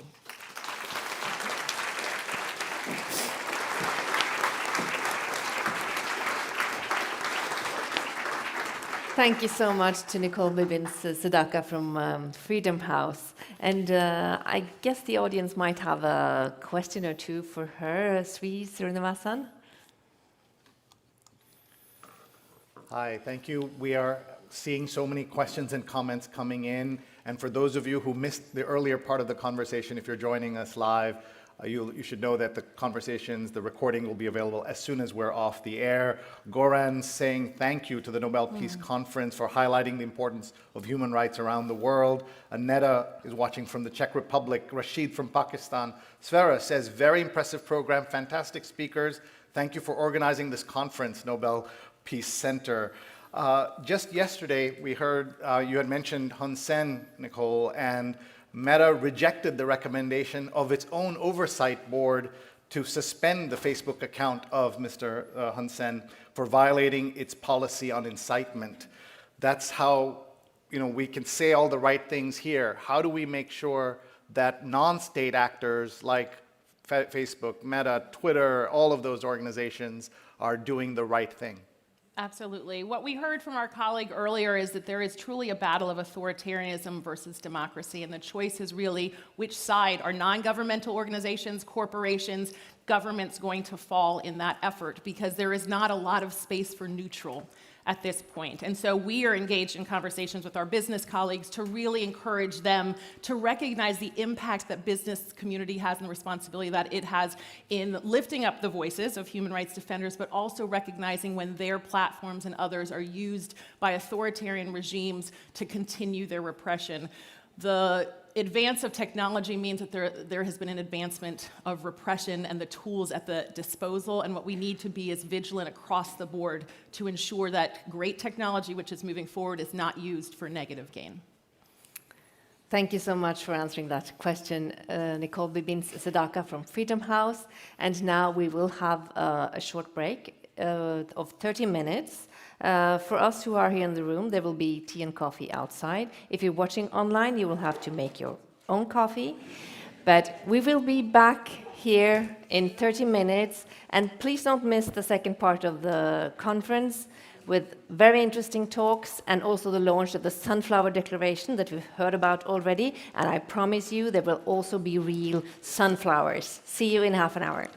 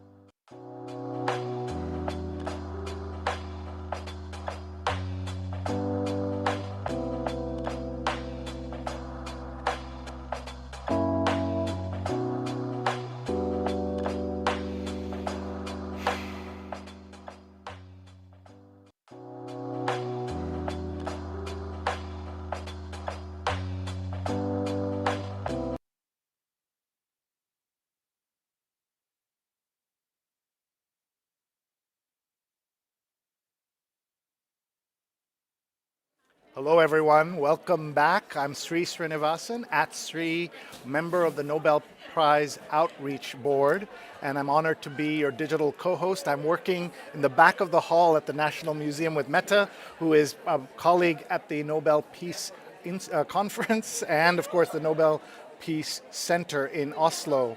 And people are just gathering and will be here with us to start the entire program in a few minutes. I thought we could just show you a couple of images of what's been happening here. We had a first 90 minutes and we have about another 90 minutes of programming coming. Here are the sketchnoting happening by our friends at Design It, a Wipro company, as you can see on the screen here, and they are doing this live sketchnoting. And this is Shirin Ebadi, Nobel laureate 20 years ago this year, 2003 laureate, and is talking about the current situation in Iran, deteriorating every day. In over 100 countries, the anger of people came from demand over the years. In Iran, decisions are made by one person with absolute power since 1979. We no longer want this regime. You're seeing that captured here. She gave a very powerful, very emotional talk and was so important to start our conversation. She talked about women and people have protested peacefully from the start, and they're attacked for their they're being attacked by oppressive policies. There is hope, the country is aware, and the Iranian people will be victorious. That was the message from Shirin Ebadi. We are also looking at some more sketchnoting from our friends at Design It. This is Oleksandra, who won the Nobel Prize and is talking about justice is the condition for peace in Ukraine. We must ensure justice for all victims. People, we have to fight, and talks about how Putin is not afraid of NATO. He's afraid of the idea of freedom. Not afraid of NATO, afraid of the idea of freedom. And we should fight for an accountable government, an independent judiciary, and we need your voices. Ordinary people have been the ones who have pull people out of ruined cities. Each effort matters. That was the message from Oleksandra. We're using the hashtag Nobel Peace Conference and hashtag Human Rights Heroes, and we want to continue to hear from you. We hope you are following on Twitter the Nobel Peace Center account, which is Nobel Peace Oslo, and we will show you some of the comments. Mary, who spoke earlier, Mary Lawler, who spoke earlier, the UN Special Rapporteur on Human Rights and human rights defenders, talked about the courage of human rights defenders everywhere. I salute your courage, your persistence, your hope, your resilience, your vision for a better world. And we're just gathering here to start the in-person conference, but we're giving you a little taste of what's happening online. Jan, the chair of HRC Memorial, talked about the problems that are happening right now in Russia by obstructing citizens from forming organizations and by limiting the freedom of opinion. The state destroys its own future and the future of society. A state that violates the rights of its own citizens inevitably becomes a danger to other states. So you're seeing the very powerful words that are being shared here from the stage. One of the earlier comments, I ask you to believe in your action. Each effort matters. Sometimes we can feel so helpless because of the enormous frozen power. We need your voice. We need your action, and that's why we're having this conference here today, Human Rights Heroes. And that's the hashtag Human Rights Heroes. We're tracking the use of it on Twitter, and we are, of course, live on YouTube and on the NobelPeaceCenter.org website, as well as on Facebook. Please connect with the Nobel Peace Center there, and of course follow Nobel Prize, the main Nobel Prize accounts on Twitter, on Instagram, and on Facebook. There is so much excitement here today, but you know that what happens is the new Nobel season is starting in October.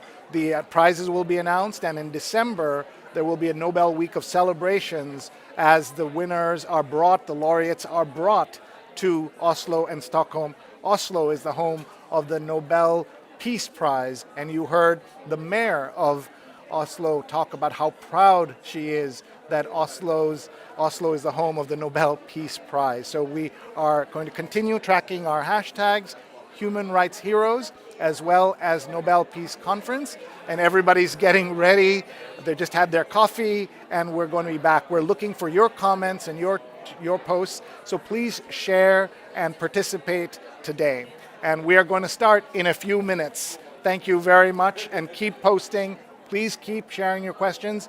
We are going to ask your questions of our very distinguished speakers. And also stay tuned for the Sunflower Declaration. It's going to be very exciting. So please stay tuned. We have about another 90 minutes or so of programming here from Oslo. Mette is working very hard. I'm just here trying to keep up with all the good work she and the teams are doing, including my colleagues in New York and Washington at Digimentor. So thank you, everybody, for tuning in. And here we go.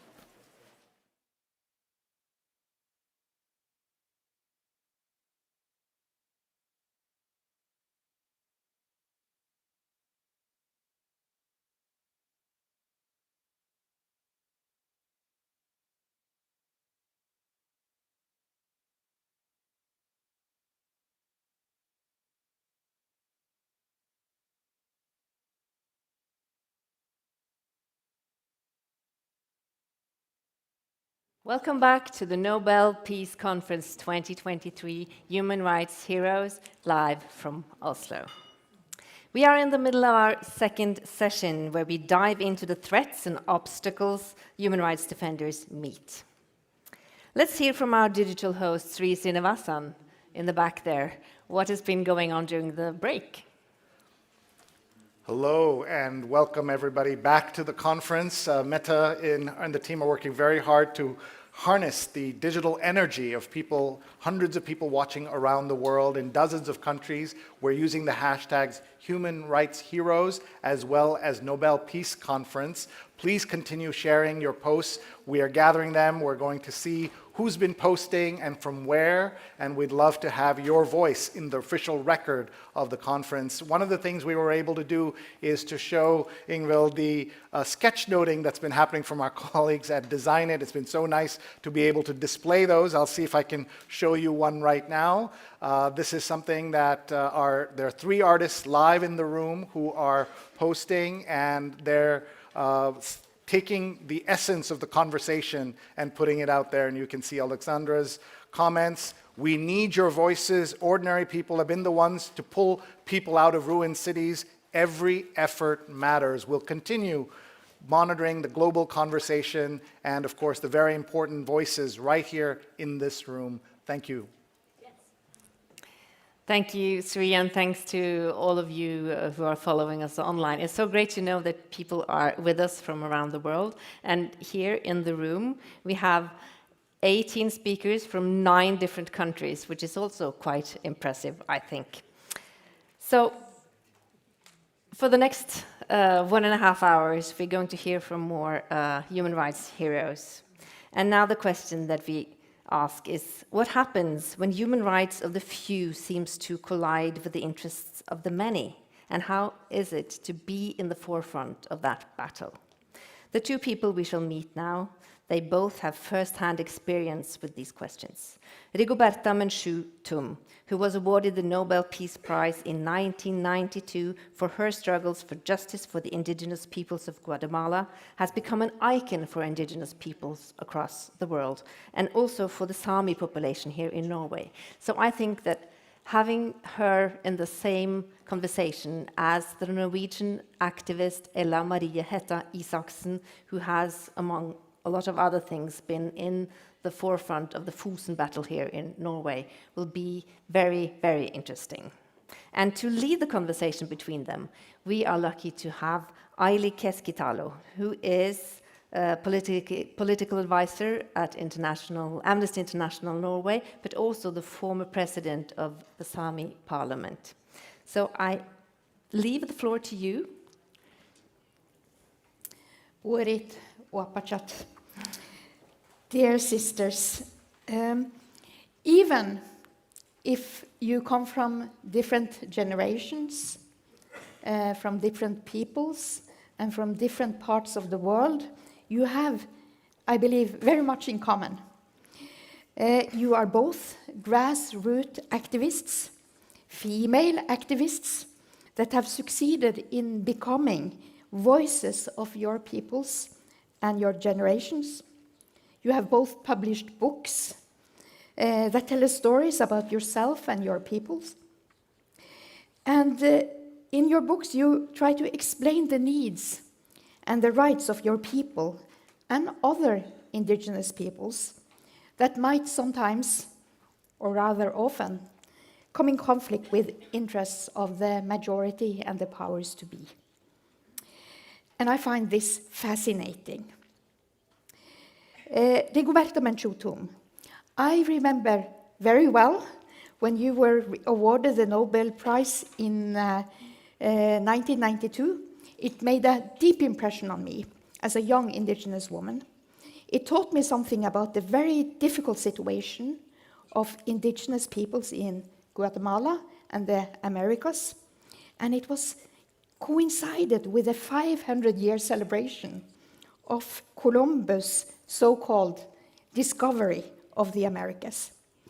And at that time, it didn't quite register to me that you were really quite young. You were 33 years old. You were the youngest Nobel Prize laureate ever, Nobel Peace Prize laureate ever. Can you tell us how you experienced to become that icon, that woman representing peaceful indigenous resistance against the interest of the majority? Yeah.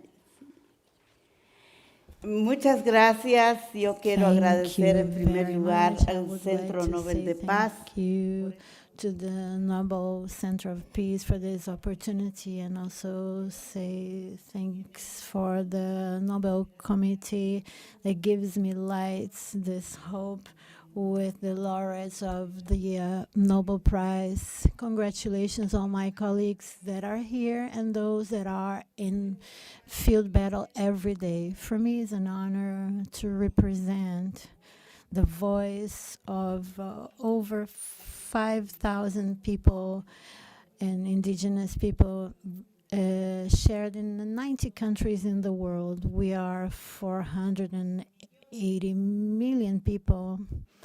And so in Central America, we are 43 million people together with Mexico. And Guatemala is a country of 7 million indigenous people, so we're not a minority.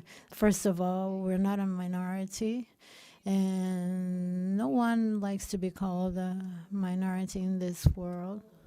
We're all majority in this world, but I resist to believe that our struggle is against something. It's either against the majority. No, the struggle of the indigenous people is to defend their rights, their systems, Mother Earth, and to go ahead with their wisdom, defend their legacy. This is a historical legacy that has values, principles. So it's not a struggle to war, but more we have been fighting and struggling for plenitude in life. And this has to go through happiness. And we hope everyone one day might be happy in this planet. So between war and the plenitude of life, of course, there is a huge path in between, and it's very sad that one sees the reality, feels that what one has been living it's a little small part of what other people suffer when they are not understood in this planet. Explaining us that we are all in it together. It shouldn't be a majority. We should be working together for peace and for the dignity of everybody. Moving to Ella. Imagine when Menchú was awarded the Nobel Peace Prize, you were not even born yet. And this was a very tumultuous and traumatic time in Guatemala, as we have already heard from Menchú. in fact, during the Civil War.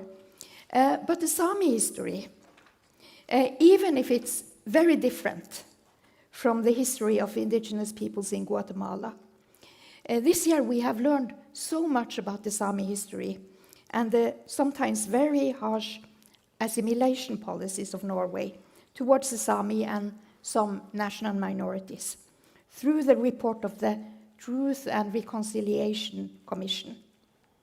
So, while Menchú and her people were fighting for land rights to survive as a people, isn't that the same fight that you are in the forefront on, but another place, another time?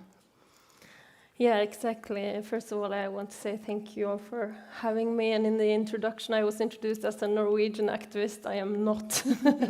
I am indigenous and I'm a Sámi activist, first of all.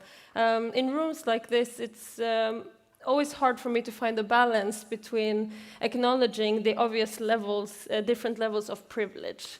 I have grown up with you as my president, Aili, and I have had role models and been fortunate enough to live in a free country and in a democracy, and my life has certainly never been threatened. But at the same time, as I acknowledge that, it is important for me to use these spaces to talk about our battles, because they are truly real and they are truly painful. And for me, it can be a bit painful coming to these kind of rooms, because here Norway is your host. Here, Norway is proud as a Nobel Peace Prize host country to invite all of you to tell your stories. And at the same time, it is maybe hard to remember that this host is violating our human rights. And you are right now sitting at my front line. This is why I live in Oslo. I am not from here. My heart and my language and the language of my heart does not live here. It's far up north in this country, but I am here because this is where the government buildings are. This is where the decisions for my future and our lives are being made. So I want you all to know that about Norway and about this country.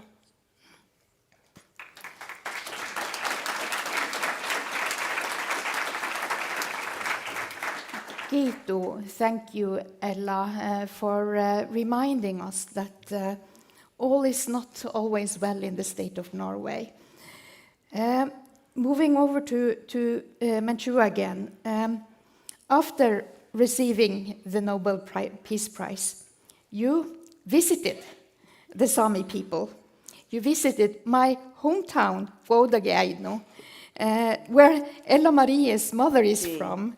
And in 1996, you got one of your many honorary doctorates at the Arctic University of Norway in Tromsø. And when you received that honor, you said that it also belonged to the Sámi people. And I'm so touched that in midst of your struggles, you show such sisterhood and solidarity to other indigenous peoples.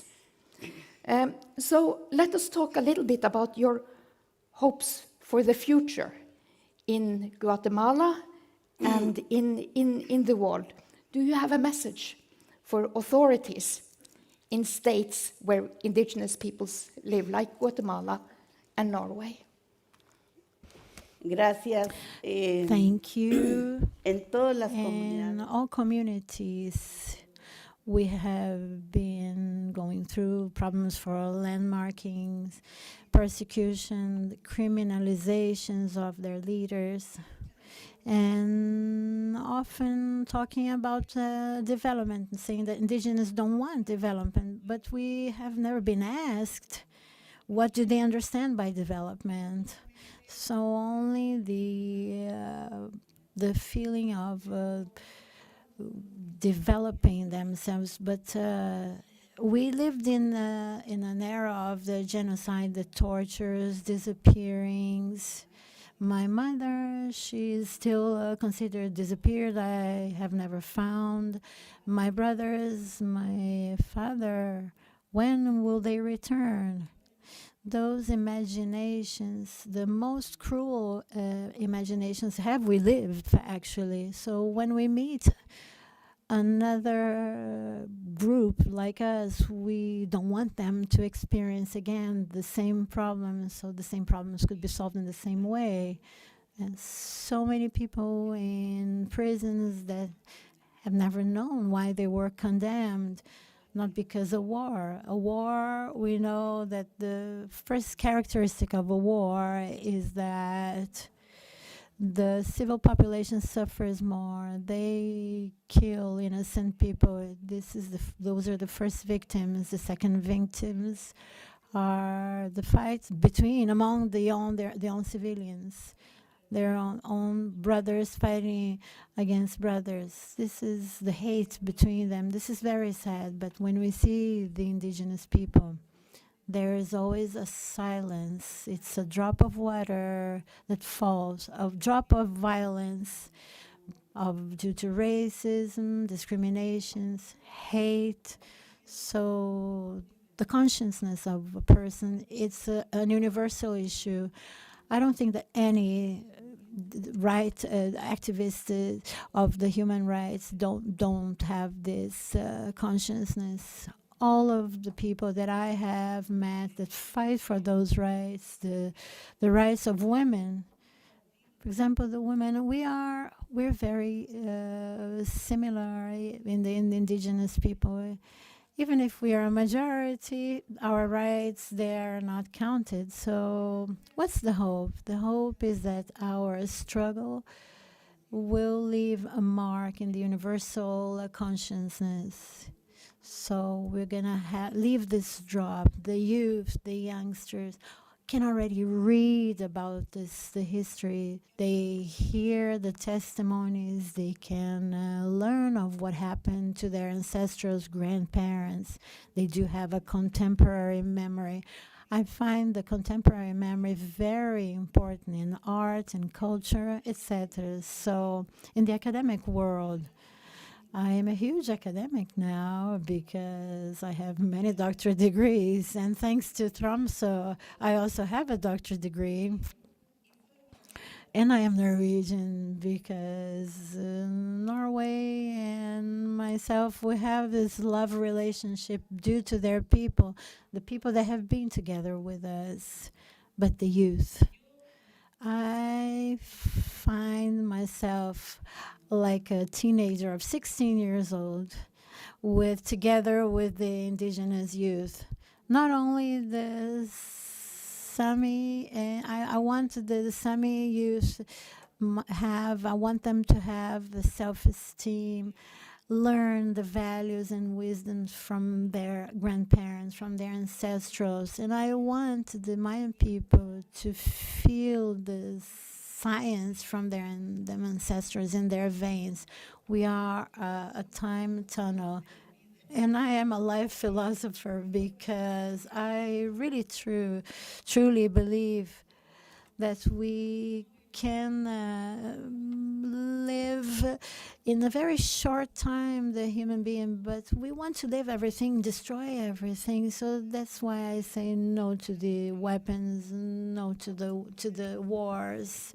Wars are wars, and there are players in those wars. But human beings that are behind wars also have a cycle of life. It's not that they're going to be powerful forever. So the youth, youngsters, please talk, struggle, feel your identity as part of your spirituality, part of your profound being.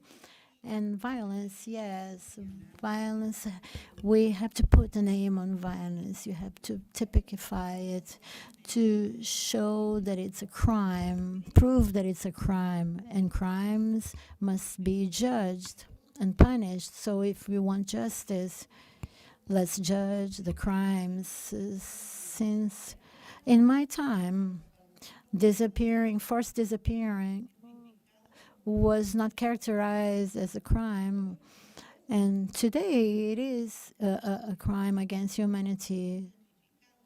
the same with torture, and now it is. So we have to use the courts to apply. But finally, this, yes, a lot. من خیلی این پیام شما الهام بخش بود. از الا میخوام بپرسم 2 سوال. ریگالتا گفتش که مقامات هیچ وقت از ما نمیپرسن، نمیگن منظورشون توسعه چیه، فقط میگن ما توسعه نمیخوایم.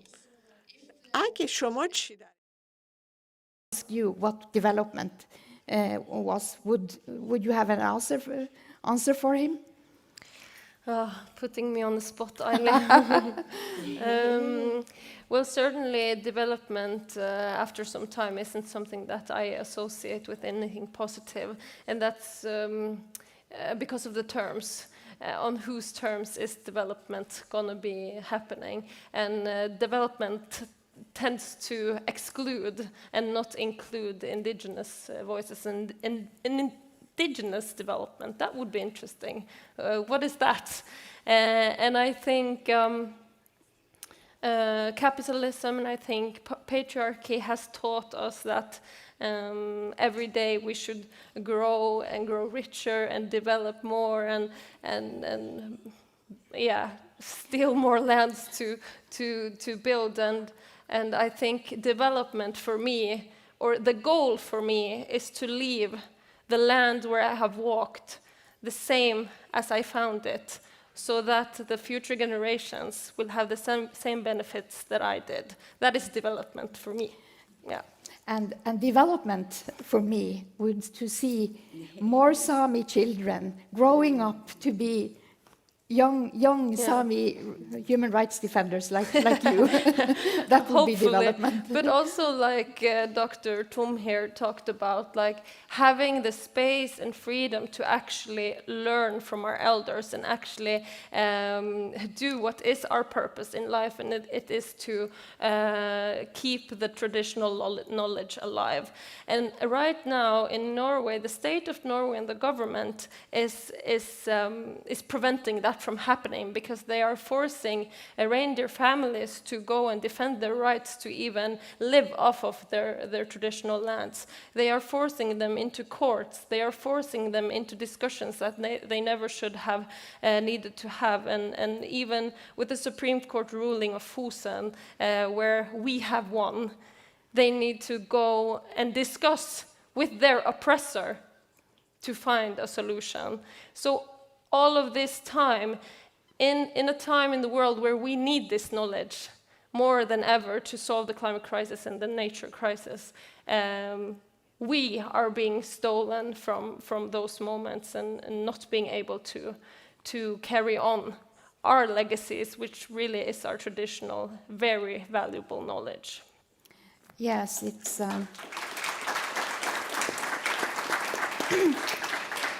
it is a bitter fact that we have an ongoing human rights violation in Fosen in Norway today. Menchú, what is your message to young indigenous human rights activists like Ella? How would you hope that she could continue with what you kind of have started?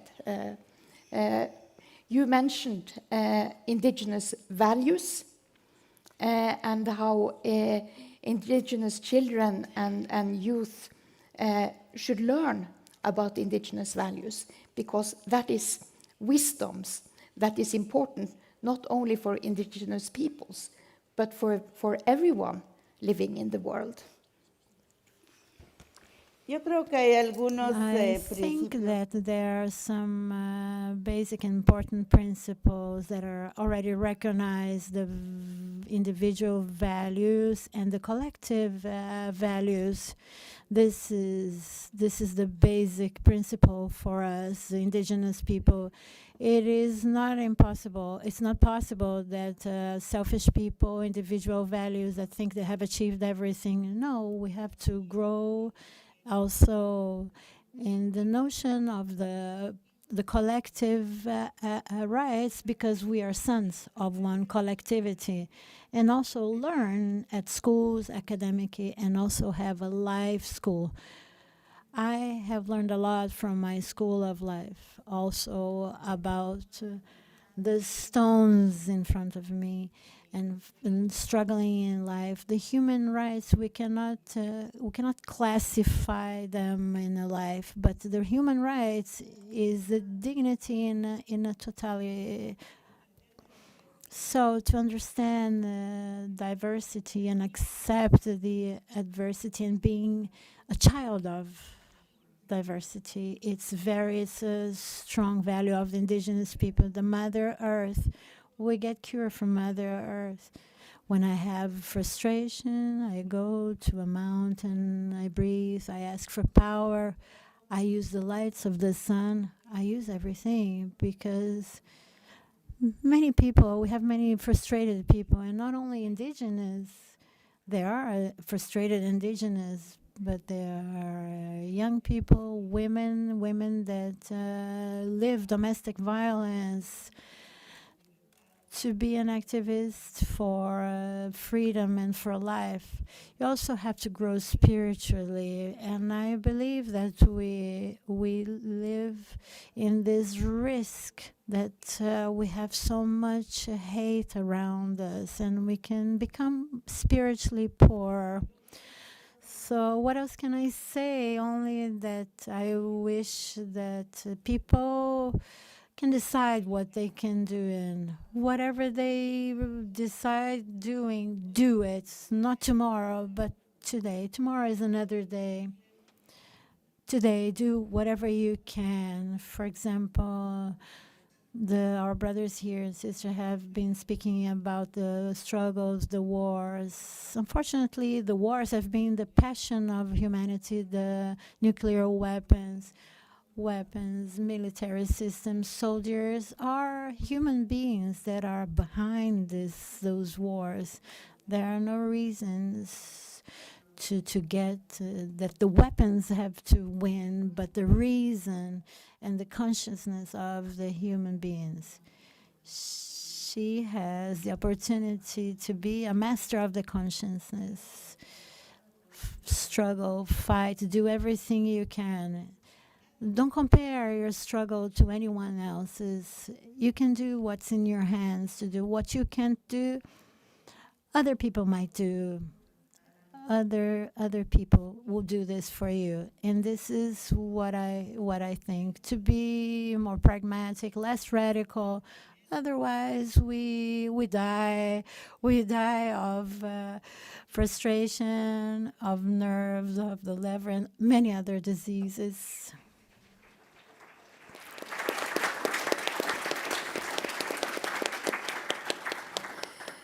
Very wise words and advice. Menchú also mentioned, Ella, the importance of art in explaining human rights, human values, explaining resistance. And in that you are kind of an expert. Oh, thank you. Because you are so rooted in Sámi values. I think following your career as an artist and also as a human rights and environmental defender, you show this also both through your activism and through your art. Respect and care for nature. And these are values that I think are very recognizable, both to other indigenous peoples, but hopefully to also all the peoples in the world. So how do you think that do you think that through your art you amplify that message? Yeah, now I think so. I remember there was a time in my life where I was focusing on working more traditionally in organizations to make an impact, and I came to a turning point where I had to choose between music and working in an organization. For me, it was just such a selfish decision to leave the organization and make art full time, and I had it really hurt me that I had to make that decision. But now later on, I see that I reach a broader audience and I speak to people in another way that my words can't, because I truly think that art and my language is music. Music is like a universal language and everyone will understand, even though if they don't want to. So if I'm like meeting them in a discussion, they won't meet me in the way I need them to if they want to listen, and I can't convince them otherwise. But through my music, I think I can make people feel my pain, and I can make people feel my joy, and in that way we're suddenly on the same team. And I think that's a kind of superpower. Certainly. So if the government or the authorities or whoever will not listen to your words, maybe if they listen to your music. Yeah, and actually we met the Prime Minister earlier, my fellow activists here, and he certainly is not agreeing with us on the Fosen case, but in the meeting where we were trying to negotiate, he said, but you have nice music. So the next song I put out was a direct message to him. The power of music. Yeah.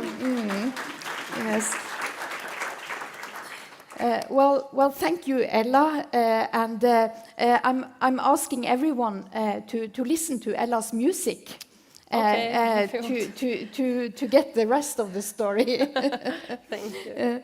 But turning back to Rigoberta Menchú Tum, we are celebrating the human rights heroes, but we are also reflecting on the difficult situation for many human rights heroes. And here we have a great public of possible alliances, both in this room, but also online. So what is your final message to all those who cares about the future of the humanity? Ya mis hermanas. Dear brothers and sisters that have won the Nobel Prize, I think we can all have one initiative. We can make a letter, we can make one declaration, we can put the information at the website. Today technology reaches everyone. We can use this as a tool. We can try to convince other people to support us, to support the victims, to struggle for the legitimate truth of the victims, because the victims are the ones that live in those conditions. No one can dare to make fun of those victims or not take them serious. I feel that all of you, the international community, can have a struggle from wherever they are. Teach your children that humanity, that we are needed one to the other. We're necessary, and the human rights defenders take care of your lives, because if you're killed 1, 2, or 3, it's a very profound pain for the humanity. The defenders, the leaders that take care of their own lives, their health, especially the women, because as women we forget everything and we take so many risks that they take care of their own health because they're human beings and they struggle, but they have to have health to run this struggle, have self-esteem, but others must have a strong role in our lives. Thank you. Thank you very much. Thank you.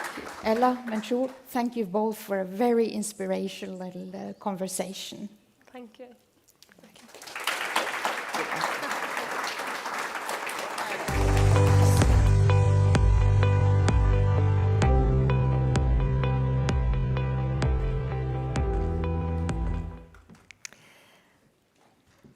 Thank you so much to Aili Keskitalo, to Ella Marie Hætta Isaksen, and to Rigoberta Menchú Tum. That was a powerful meeting. And now that we've learned how human rights defenders are important for democracy and peace, and how they are being targeted across the world, we have reached our third session, where we shall try to find out how we can mitigate some of the threats they are facing. How we can all support human rights defenders who are at risk today.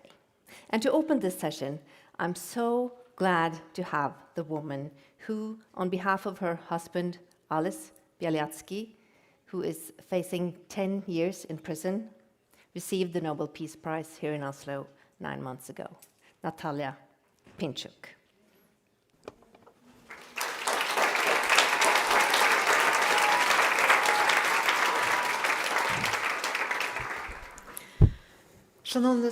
Ladies and gentlemen, I would like to thank the Nobel Peace Center for possibility to speak at this conference. I am grateful to Norway for supporting the human rights defenders movement. The recent document, Norwegian Guidelines for Support to Human Rights Defenders from the Norwegian government, is relevant and comprehensive. I wish if only the governments of all democratic countries have done the same. But dictatorial regimes hate human rights defenders. A week ago, Lukashenko's Ministry of Internal Affairs declared the Human Rights Center of Vesna and its informational resources an extremist formation.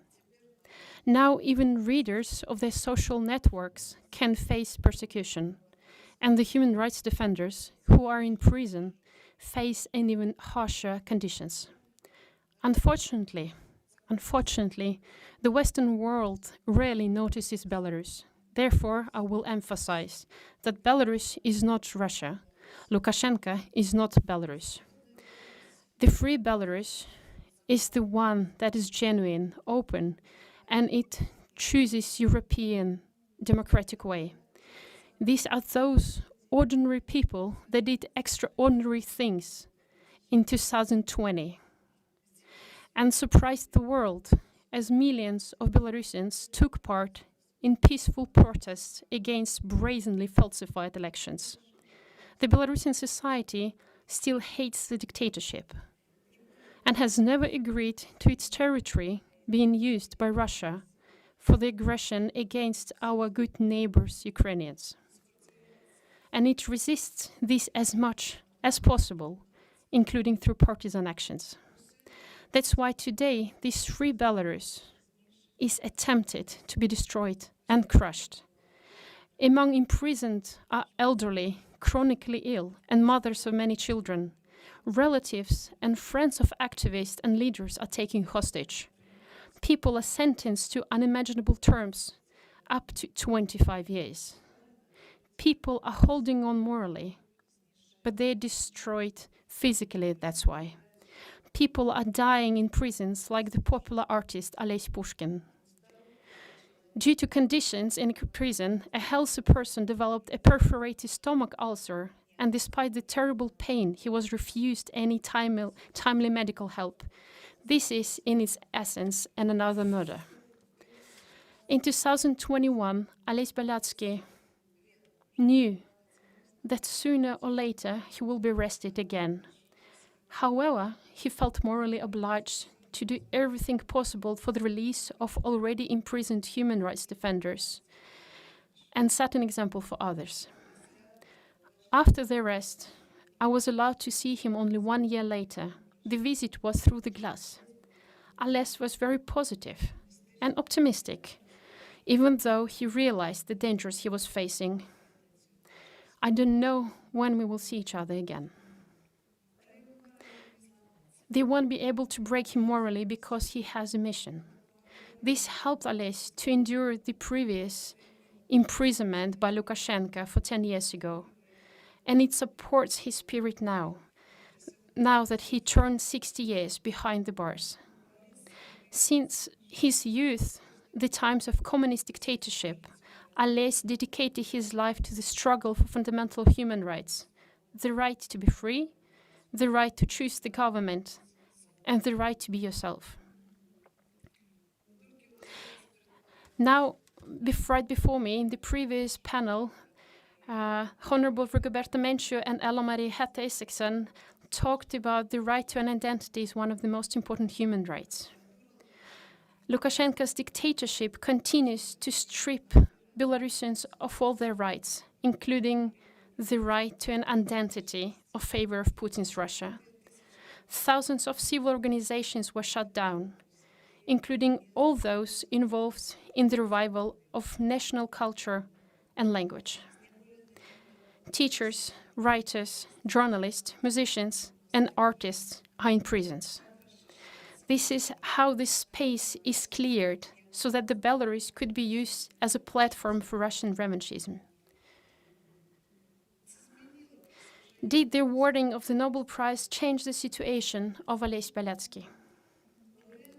He became the laureate of the award while already in the trial detention facility. In a cell without ventilation and a semi-basement, his vision deteriorated abruptly and his chronic diseases worsened greatly. But he did not have any timely access to medical care, and he still doesn't have it. The trial against Ales, who was already Nobel laureate, and his associates, Valentinom Stefanovich and Vladimir Latkovich, was a farce. False accusations, fictitious witnesses, and a pre-prepared verdict. One of the lawyers was arrested, and the other one got his license revoked. The defendants were kept handcuffed in a cage under the trial. Ales asked to conduct the hearing in Belarusian. The court refused him. This is at the same time a gross violation of human rights, but it's also an indicator. The territory is marked. Belarus, under the rule of Lukashenko, is a part of the Russian world. Ales was sentenced to 10 years in prison. Regardless of his health, he was sent to a colony that has a terrible reputation as a conveyor belt for the torture of political prisoners. All of them in Belarus are repeatedly, every now and then, sent to solitary confinement cells, where even if you're tortured, you won't file a complaint. Political prisoners are declared extremists and made to wear yellow signs on their uniforms. Doesn't it remind you something? Only months later, I received a letter from Ales with scarce information. It is much more difficult for a lawyer to get to him now. It is important for the authorities to make Ales's existence in a prison unbearable. The state propaganda contained insults to the Nobel Committee. Lukashenko probably likes to challenge others. I violate all norms of human coexistence and international law, and you can't do anything to me. From this, it seems, follows the first answer to the next question. What can be done to help political prisoners in Belarus? First and foremost, the regime must receive a united message from the democratic world. Political prisoners in our country must be released without any conditions. Any contact with authorities in Minsk is possible only after that, and under the condition of cessation of participation in aggression against Ukraine. Lukashenko's regime understands only the language of force. Negotiations with Lukashenko, behind whom is Putin's shadow, are fruitless. Therefore, I express great respect to those countries and politicians who are not tempted by pragmatism, have no illusions, and show integrity. It's time to use the mechanism of International Criminal Court and universal jurisdiction. We should rely on the firmness of international organizations, which must stand guard over democratic values and peace. We should rely. The United Nations Special Reporter on the situation of human rights defenders, Mary Lawler, who spoke in the first panel, gave a basic understanding of dictatorships, including Belarus. But at the same time, the Secretary General of the United Nations invites Lukashenko to the Sustainable Development Goals Summit, and UN officials praise regime. Does it mean that mass repressions and complicity in criminal war is part of sustainable development? And the Red Cross doesn't monitor the situation in Belarusian prisons because it is engaged in other things. The head of the Belarusian Red Cross, Dmitry Shevtsov, participates together with Lukashenko's authorities in the forced deportation of Ukrainian children to Belarus from the Ukrainian territories occupied by Russia. The Parliamentary Assembly of the Council of Europe recognized it as a genocide. The principled policy of democratic community should make it impossible for the regime to have an easy existence, show that both Lukashenko and his accomplices will bear the responsibility. What to do immediately? First of all, keep the Belarusian issue in the sphere of attention of democratic societies. I hope that the name and status of the Nobel laureate will help not to forget Belarusian victims and heroes. On the whole, you need to do the next. To tell the names of political prisoners and cover their stories in the media. To demand immediate access to prisons and colonies for medics. The right to send medication to prisoners, and to demand from the International Red Cross to stop the illegal activities of its Belarusian branch, and to ensure that international experts could conduct checks of the detention conditions of prisoners. In connection with the actual destruction of the lawyers' bar in Belarus, initiate international investigations of the case and send appeals to specialized UN bodies, for example, Committee Against Torture, to send letters to political prisoners, understanding that the most of them won't reach them, but the international solidarity, the number and geography of the letters will affect the prison officials, support relatives of prisoners. An effective mechanism is symbolic parenthood, guardianship of political prisoners by renowned politicians and public figures for some concrete political prisoners. Belarusian human rights defenders and other brave people are captured in Lukashenko's prison because they want to see their country free from the dictatorship and Russia's enslavement. Freedom to Olесь Beletsky, freedom to all political prisoners in Belarus, and to the people of Vesna and in the world. Thank you for your attention.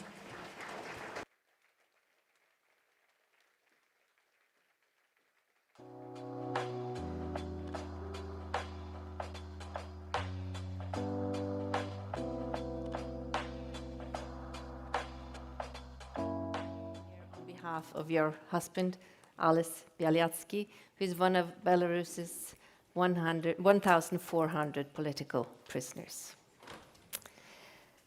There are ways to support human rights defenders and to fight for positive change. And for those of us who are lucky to live in a democratic country, building coalition is actually possible. It just takes some extra time and effort. And now we shall hear from two who are willing to take that extra time and effort. One of them started a movement with the goal of ending the use of nuclear weapons. Her efforts were rewarded with a UN ban on nuclear weapons and a Nobel Peace Prize. The other one is one of Norway's leading figures in the young movement to fight climate change. Please welcome Beatrice Finn, former director of ICAN, the International Coalition to Ban Nuclear Weapons, and Gina Gylver. She is head of Natur og Ungdom, the Young Friends of the Earth, Norway. And to lead the conversation between them, we are lucky to have Bruno Stagno here from Human Rights Watch. The floor is yours.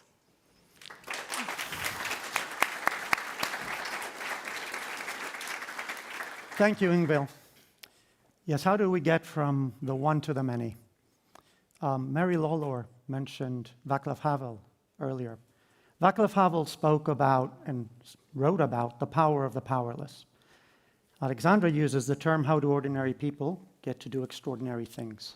So I'd like to explore with both Beatrice and Gina how exactly they have done it, and maybe we can have a bit of a crash course so that we can have more ordinary people doing extraordinary things, working in coalition, so that we can bring positive change to this world. Now, both of you probably share lots of things in common, but one of the things that you certainly have done in your advocacy is to tackle two seemingly impossible missions, both of them very closely related to doomsday scenarios, where very few individuals hold the button that decides the destiny of our common humanity.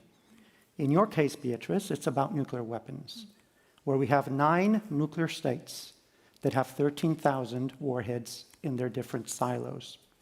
Yet you managed to come together with a number of partners, building the international campaign with about 650 participants, and you have actually been keeping the finger from those 9 states away from that red button.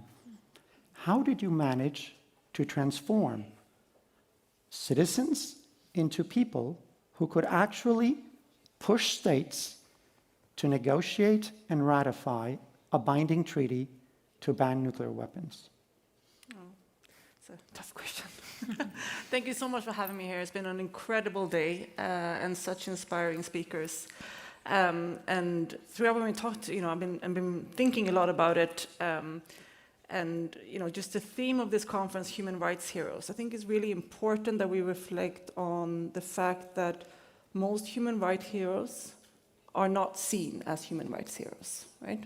They're, and especially, and Ella, I love the comments about Norway and sort of pointing that out because I'm Swedish and we have the same thing. We love to look at it at somewhere else, right? And that it goes on somewhere else, and we're very supportive here in the Nordic countries, for example, about that. But actually, human rights heroes are seen as security threats or difficult or annoying and don't have a lot of social status. Very few human rights heroes get the privilege of receiving a Nobel Peace Prize and get that kind of status and celebration. So I think it's really important that we reflect on that. So, for example, nuclear disarmament has been seen as one of those really hopeless issues. It's naive, it's never going to happen, and who do you think you can do? Are you really going to be able to achieve something? So one of the things that, of course, we have to do is to create alliances and create communities when we can support each other.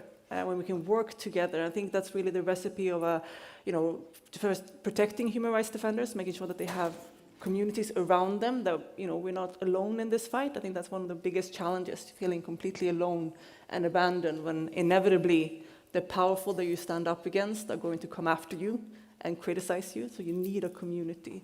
So you need to find your allies, find your people around you to really build groups where you can do things together. Everything is much more fun when you do it together.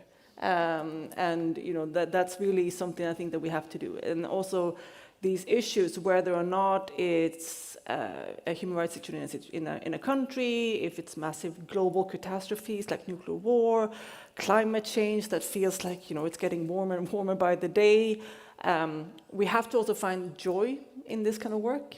And that it's something that we can actually have fun and develop friendships and solidarities. One of the most remarkable things about ICANN is that I've met so many friends and so many great people that I've learned from, so many people in other movements that we learn from, and that it's a real sort of effort of solidarity. I think that's what really keeps us together and kind of keeping the motivation to work on these difficult issues. Thanks, Beatrice. Gina, talking about these doomsday scenarios, 1.5 degrees, right? That's what we hope we can achieve. Now, you've been working on climate change. Once again, this knows no boundaries. Decisions taken in a few states, namely the petrostates, right? They decide how much they will drill, how much they will pump, allowing others to burn. So how have you built, your community of supporters, and how are you translating that into political change?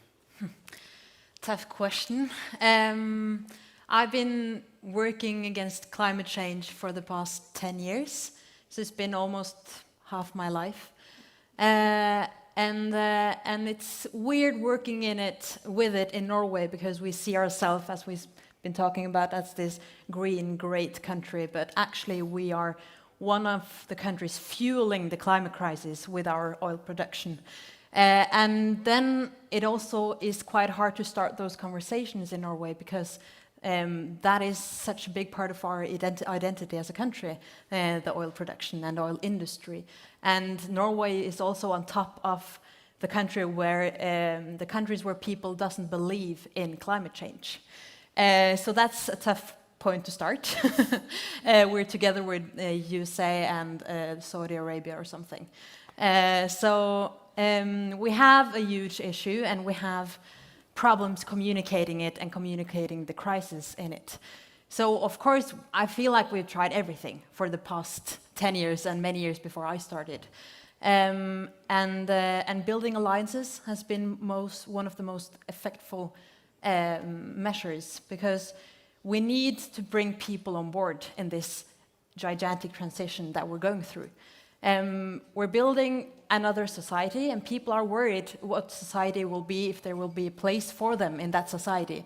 And that's also why people, for example, working with oil production is not such a big fan of the green transition often, which is understandable if you're worried that you won't have a work after the transition. So we've been working a lot with dialogue, trying to bring more people on board, building alliances, and also making that green transition more something else than a dream, but actually a concrete plan where people see themselves. And also, the alliance with Indigenous people in Norway has been really important, because we tend to forget the minorities, and we cannot build the society of tomorrow violating basic human rights in Norway. So I think the alliances has been the most important part, and will be in the future as well.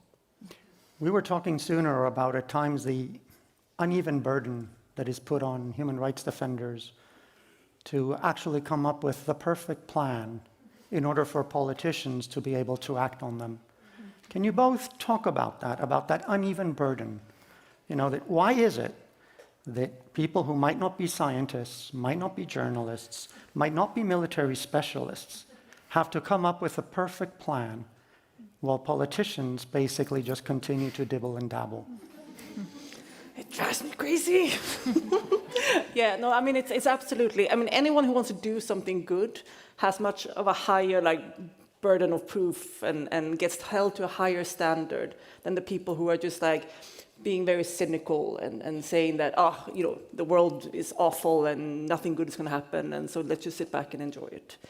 I think it's fear that's speaking in that way. I get a sense right now that people are really scared about the future.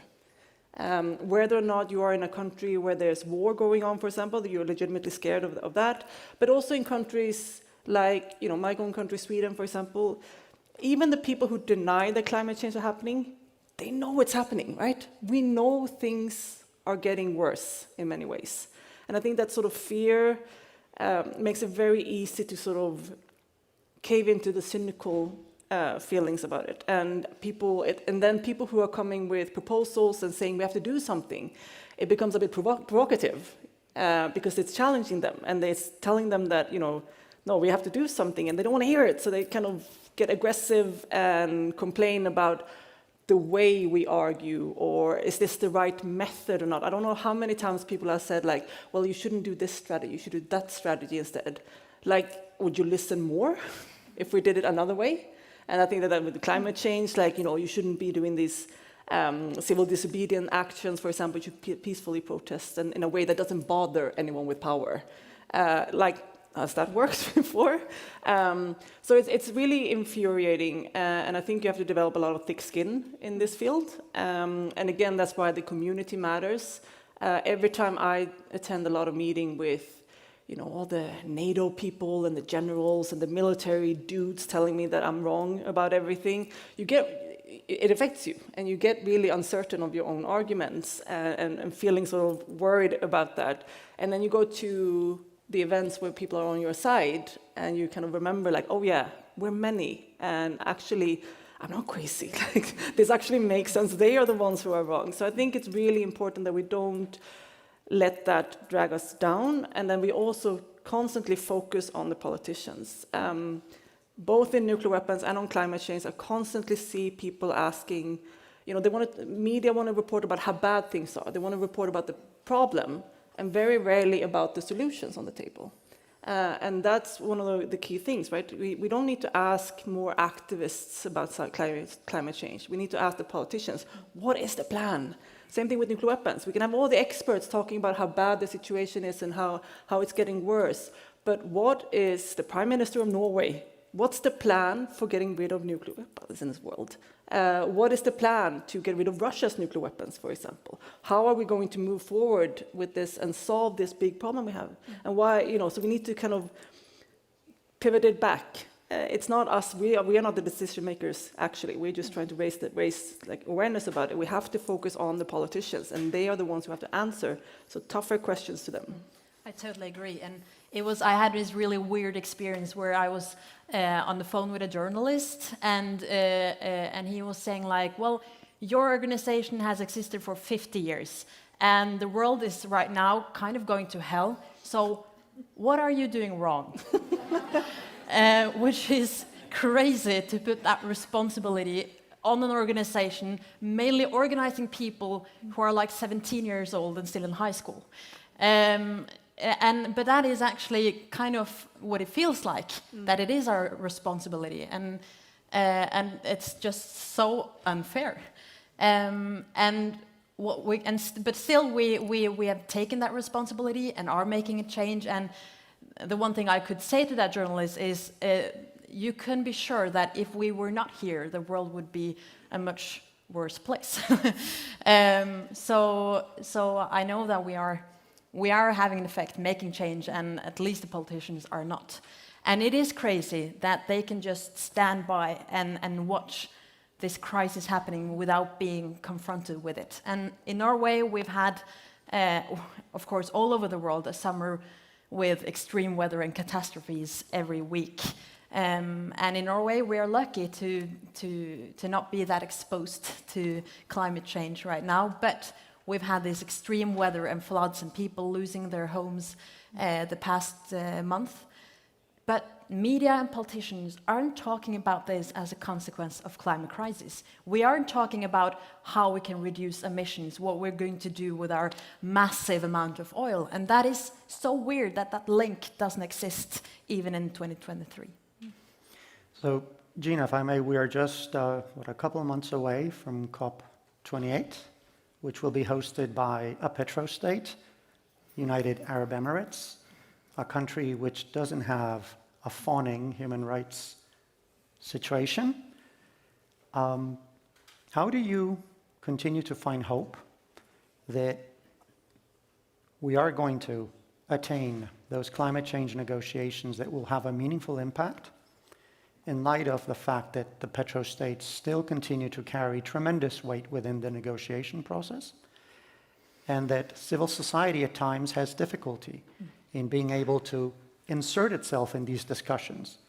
Not only is the UAE obviously not a human rights respecting state, but previous COP was in Egypt, where Abdel Fattah al-Sisi is no friend of civil society. So how do you keep hopeful, and what do you see as coming next? I think every activist knows that hope is a choice, and it kind of it is a choice, but it's also like staying in this fight doesn't feel like a choice, because it's just a tremendous responsibility. We live in the most important years of all times, probably, to avoid catastrophe. And we didn't choose to be born at this point, but this is what you get to work with. And I think the most important thing for me is knowing that it is not winning or losing in the climate battle. Because, of course, we really, really want to reach the 1.5 degree goal. But if we don't, then we're not allowed to give up. Because every ton of CO2 that we can prevent from leaking out in the atmosphere will help us save lives and species and land. And it will always be possible to make that positive change and to save someone's life. And that could be me, and it could be you and you. So nobody's allowed to give up. And I feel like in Norway, politicians and business leaders and there are so many people who feel like that they can choose to believe or not, to have hope or not. But we have this gigantic responsibility, and we can still save lives, and it will never be too late to fight climate change. So I think that's the most important thing for me, giving hope, and hopefully it will keep me going for the next 70 years. I certainly hope so. Certainly hope so. Beatrice, over to you in terms of hope. Yes, we have this treaty. We've had, I believe, 60-some states that have ratified. Unfortunately, the 9 declared nuclear weapon states have not. By the way, some homework for Norway, nor has Norway. We have heard during the Ukraine war that at times Russia has hinted that they might use a tactical nuclear weapon, using this euphemism of tactical as if it were something small, minimal, when in fact any tactical nuclear weapon today is many times larger than the bombs dropped in Hiroshima or Nagasaki.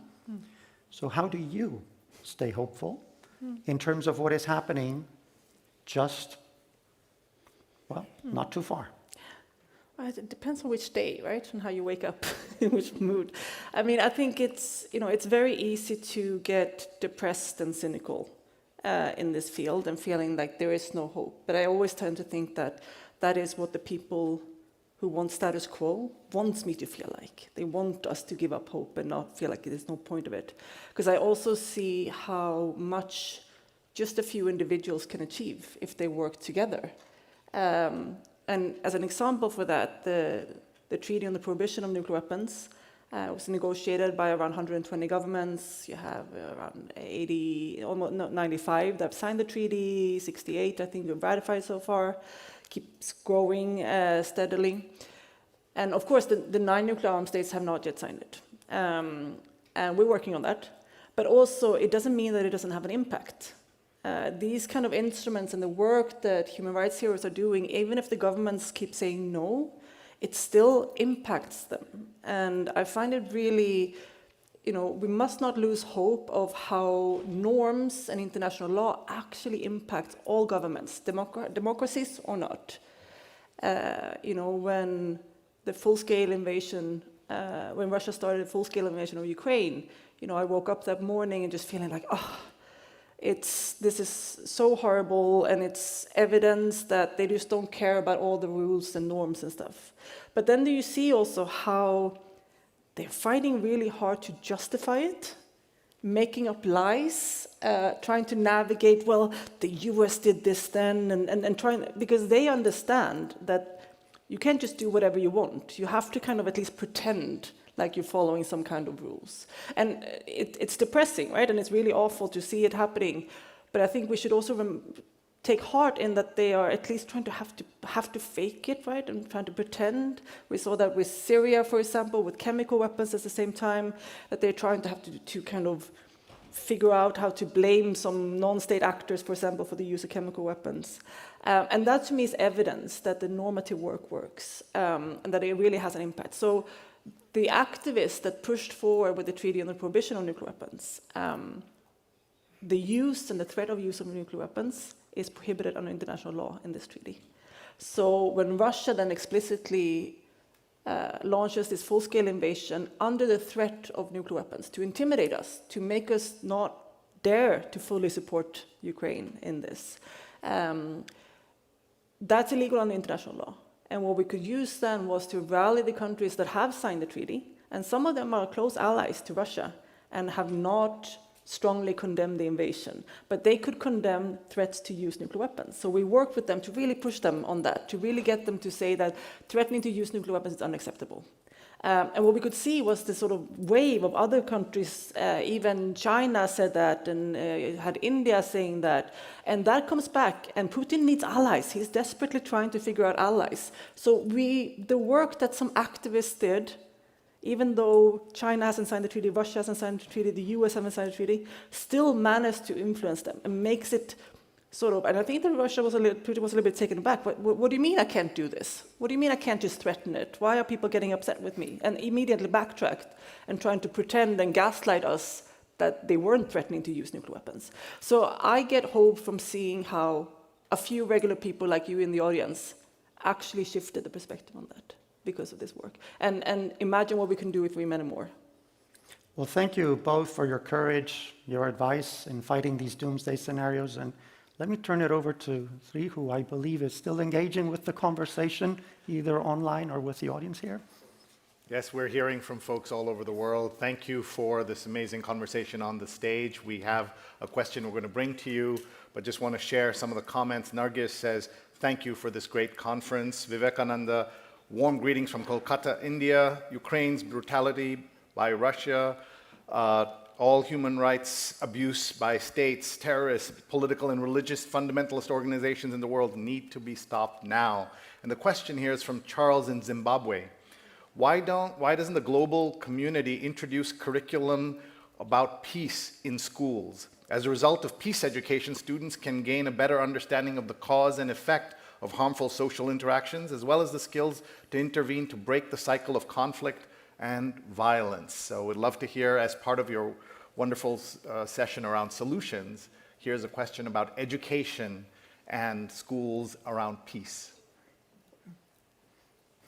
Well, I can start just because my most important education has been, without doubt, being in Naturungdom, in an organization where I was 12 years when I started, and I learned to write essays, I learned to speak to politicians, I learned to argument, I learned to organize the protest, I learned how you make yourself as heavy as possible when police is trying to carry away from a civil disobedient protest, and all those useful skills that you need. So I think the most important thing, at least in Norway, is to get more youth engaged in organizations. And of course, schools should also push that in a much better way. I would also love to see us teaching more about successful things that we've done in humanity. It is so easy to just focus on the negative and completely take all the incredible achievements that we do as humanity for granted.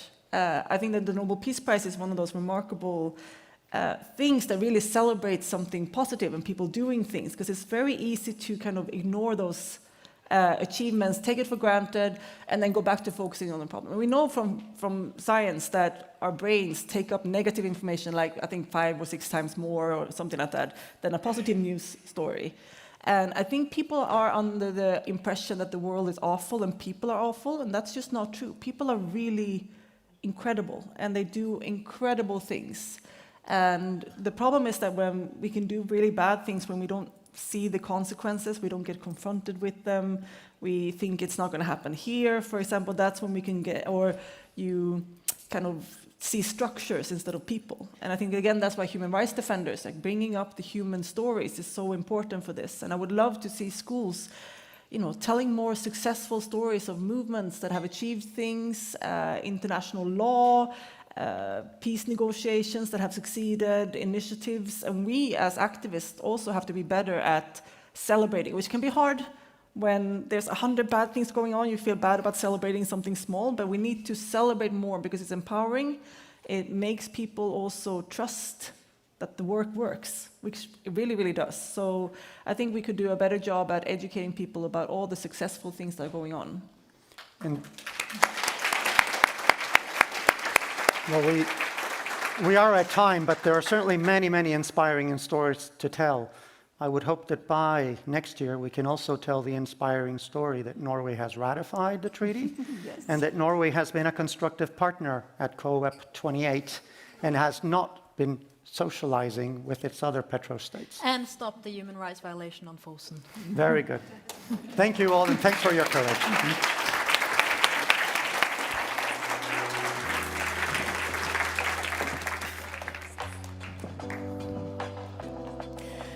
Thank you so much to Bruno Stagno, Gina Gylver, and Beatrice Finn for this crash course in how to build coalitions. Now we shall hear from 5 people who all will present different solutions to the same question: how can we support human rights defenders at risk? I've given them 3 minutes each, so this is quite a relay race. And the first one to get the baton is Berit Reiss-Andersen, chair of the Nobel Committee here in Norway. In what way, Berit, can a Nobel Peace Prize support human rights defenders? Is it a blessing or a curse? I believe that the world's most important and most prestigious prize is a blessing. But it is a very heavy mantle to carry for the person or the institution that receives the prize, because it is a prize full of expectations that you continue to deliver, as we have seen today from our dear Nobel laureates who are present here. But there are examples of recipients not being so very enthusiastic for receiving the prize. In 1973, Le Doc Tu of North Vietnam and the Secretary of State Kissinger received the prize for a rather fragile peace treaty and a ceasefire. Kissinger accepted the prize and very quickly regretted his acceptance. Le Doc Tu had some more presence of mind and did not accept the prize. And Kissinger learned that you cannot reject the Peace Prize when you have received it. So the heavy mantle is also that you have to deliver on the prize the rest of your life. But the story of the Peace Prize is positive in the sense that there's hardly any other prize or event that can give the cause of peace more attention, giving the recipient a platform for speaking and having doors opened to world leaders, conferences, as you see here today, to continue the rest of your life to promote the cause that you are working for.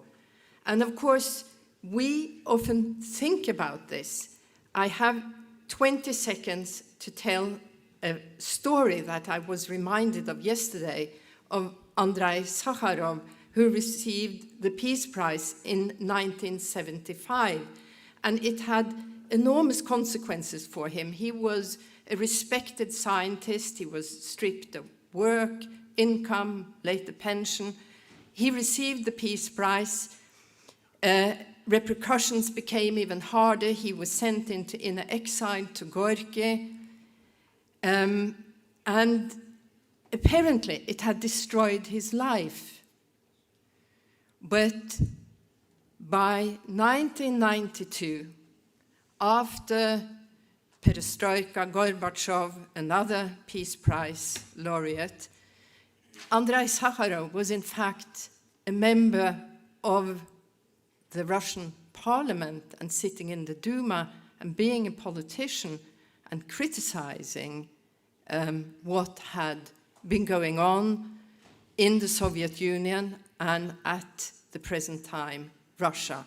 So there is also a time for victory after suffering. Thank you.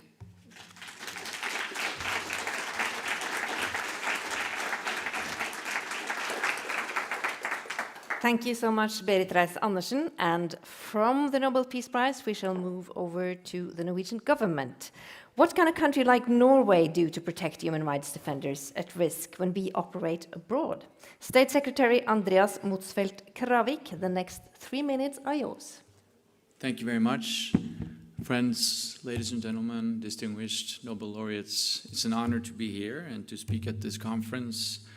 And I must say I've been very inspired by listening to the various speakers who have spoken before me. I appreciate all the comments and all the points that have been communicated.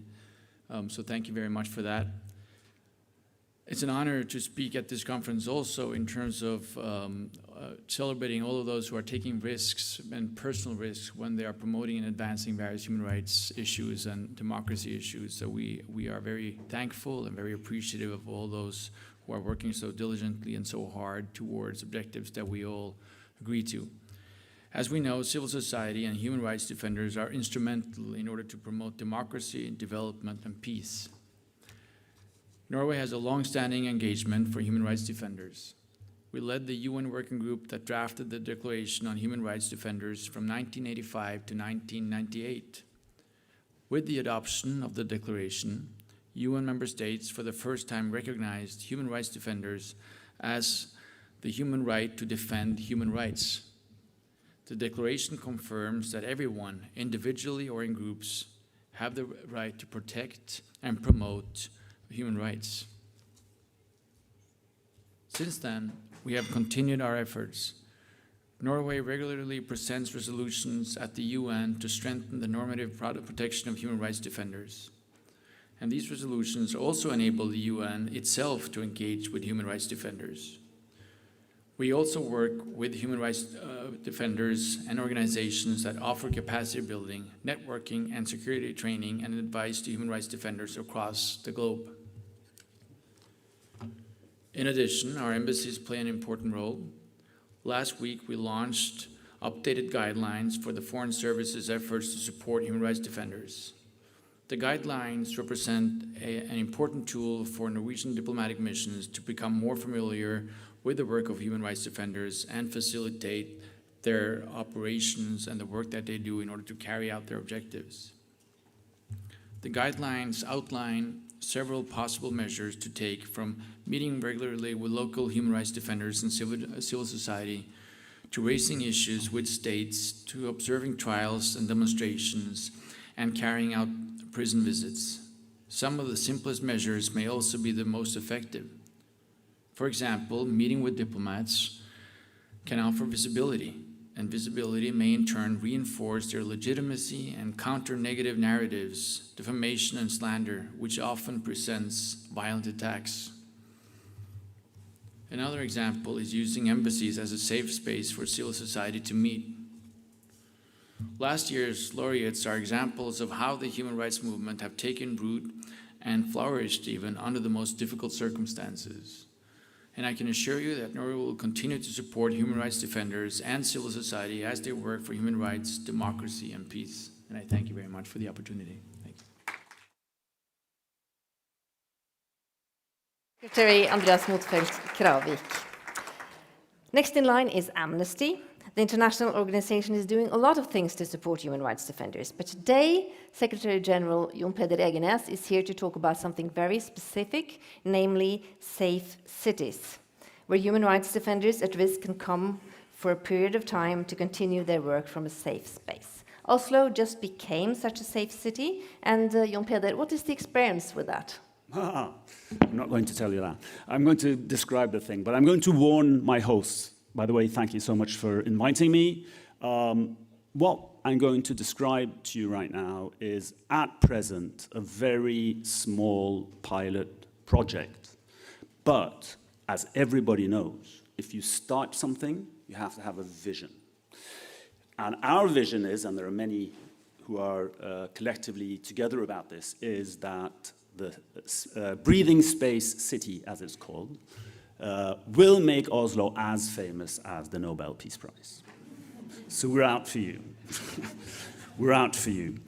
I will say something about the experience. But anyway, so Oslo as a breathing space city, and I have to ask Mary at the reception later whether that makes any sense in English, but it makes perfect sense in Norwegian, just so you know. Oslo Breathing Space City is a temporary relocation program with the aim of creating a breathing space for human rights defenders living in stressful or hostile environments. This little pilot project is just a 2-year project, but I know we have good connections with the municipality, and if there are many Norwegians many Oslovians out there in cyberspace, then please remember this name, remember it when you vote, and make sure that this is continued. It's rooted in the Norwegian civil society and initiated by 5 Norway-based organizations. So Amnesty International, you've been told about, Human Rights House Foundation, the Norwegian Helsinki Committee, the Rafto Foundation, and the Norwegian Human Rights Fund. The funding for it, and this is why I'm talking about voting, is partly from Amnesty and partly from the municipality. So follow that space. Through this initiative, right now, human rights defenders from different parts of the world receive the opportunity to come to Oslo each semester for a stay for up to 3 months. The aim is that this allows them to take a break from their everyday life in stressful and hostile environments and then return to their home countries and carrying feelings of home countries with a larger and stronger network, having rested and recovered, and carrying feelings of solidarity and support with them. Breathing Space Oslo is also a tool to educate a wider audience, namely the citizens of Oslo, on human rights work to create solidarity between cities and human rights defenders' needs. Cities around the world, sorry. I'm not used to using a script, sorry, but somebody told me I had to get this right. Between cities and human rights movements around the world. The program is tailored to each defender's needs and wishes, and includes elements such as psychosocial support and well-being, enhancing their support network, training in areas of interest, cultural and leisure activities, as well as participation in activities awareness-raising character. And this last part that I've written myself, that's good, is important. The aim is not to remove these important individuals from their home environment and important work there, but to have an offer to some human rights defenders who feel the need for a break in a hopefully safe environment in order to charge their batteries exactly so they, after the stay, can go home and continue their human rights work. For the city of Oslo and all us Oslovians, that is actually a word, I've looked it up, it is an opportunity to show solidarity, share a little bit of our affluence, and learn more about how to support human rights work in different countries and situations. The Safe Cities program is a two-way street and a win-win situation. Thank you so much. Thank you so much to Jon Peder Egenes. And now we shall welcome Bruno Stagno from Human Rights Watch back on the stage. He will talk about how they can help human rights defenders when they are being watched. Hello again. To say that human rights defenders around the world are working and living in increasingly hostile environments is an understatement. Numerous autocracies and illiberal democracies are embracing and developing surveillance technologies to attain near omnipresent control of their societies. Some governments have turned to artificial intelligence-driven surveillance programs to attain fully integrated, multi-layered, real-time tracking of defenders. thus allowing them, if I quote the Chinese Communist Party as it refers to its own Sharp Eyes program, to make it hard for the discredited to take a single step. But government surveillance and omnipresence is also happening under the signs of programs designed for so-called smart and secure cities, but also for COVID-19 tracing. Human rights defenders are now under constant threat of being tracked and surveilled and having their phones and electronic devices hacked and exploited. And many companies, including in so-called democracies, are complicit in developing or enabling such Big Brother capabilities. To protect human rights defenders from these cyber threats, there are several ongoing efforts to provide them with cyber training and capacity building and give them access to advanced tools to safeguard their communications and documentation. But we really need to bring those solutions to scale so that defenders anywhere, anytime, can receive an early warning alert as soon as their phones or electronic devices are compromised or hacked. At Human Rights Watch, we work in partnership with frontline defenders in about 100 countries, and we document and we investigate a wide array of human rights abuses, including atrocity crimes. At times, however, we have to help to extricate and relocate partners who are at real serious risk.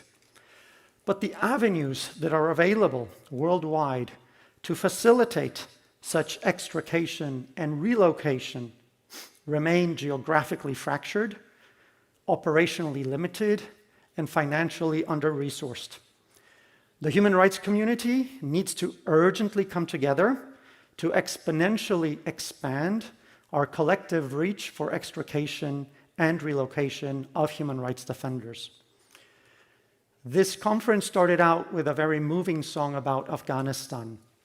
The humanitarian tragedy in Afghanistan on the 15th of August 2021, with people scrambling to the airport, should serve as a telltale wake-up call for all of us that we need to seriously scale up our solutions in terms of relocation and extrication. In that regard, I hope and I believe that the Sunflower Declaration is an important step so that we can think bigger, better, faster, and deeper. Thank you. Thank you so much, Bruno Stangl.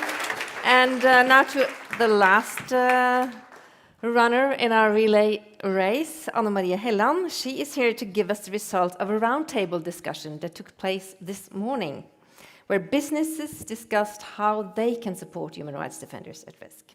Ella Marie is Director of Risk Services at PwC, and she led the roundtable this morning. And Ella Marie, can you give us the main takeaways from your discussions? I'll do my level best. Business and human rights is a topic that in many ways is still in its infant stages when it comes to implementation. Speeches have been held at international level for quite some years, but there is still a way to go when it comes to unleashing the potential of the private sector in operations at country level and in supply chains. More and more companies are committed and they want to contribute and to do the right thing, and they already do quite a lot of good work. But we recognize that we as businesses need to learn and mature like other stakeholders have done in the past. A practical first step is to capture and share learnings between us in the business community. When we failed, why did we fail? And what do we need to do better next time? But equally important, when we face challenges but still manage to protect human rights and human rights defenders, what did we do right? But we also recognize that we need help. We often need to be more informed about the situation on the ground in the societies where we operate, both before potential investments and during operations. We need to establish dialogue with a broader base of stakeholders, not the least civil society and human rights defenders, and listen to their analysis. Careful due diligence is extremely important before commencing operations, but this process is not a once-off. The analysis and the dialogue needs to happen continuously throughout our operations. Unfortunately, there is often a lack of trust between different stakeholders. We're all part of a bigger picture, and we all need to work on the trust issue. Because we don't always understand each other's roles and each other's motives, and we too often make wrongful assumptions about each other. Therefore, open and respectful dialogue should happen in safe spaces where we as businesses can be open and honest about our challenges, our dilemmas, our shortcomings, and our potential. This may help us as businesses to understand how we can promote and how we can protect human rights defenders without inflicting harm on the very cause we want to support. We as business communities should make sure that we help create such safe spaces for dialogue. And finally, all stakeholders should be held accountable for how they protect and promote the human rights agenda and its defenders. As businesses, we need to be transparent and clear in our company values and business principles in terms of human rights. These values and principles must be held high by executive management and clearly communicated in the business chain to all external stakeholders. This way, we are transparent and we can thus be held accountable. We should be held accountable. And not the least, companies who do not emphasize such principles and values should of course be held even more accountable. Indeed, the business sector has a role in protecting human rights and its defenders. And we believe more and more companies and investors will understand this and act on this in the years to come. Like Beatrice Fien and Gina Gylver just said, no one person, organization, or sector can promote and protect human rights heroes alone. So we need to build strong alliances across sectors. A growing number of businesses would want to be part of such alliances, and we will help build them. Alliances where we can challenge each other to do better, recognize and utilize each other's strengths, thereby challenging and supporting each other to push a joint human rights agenda. Thank you.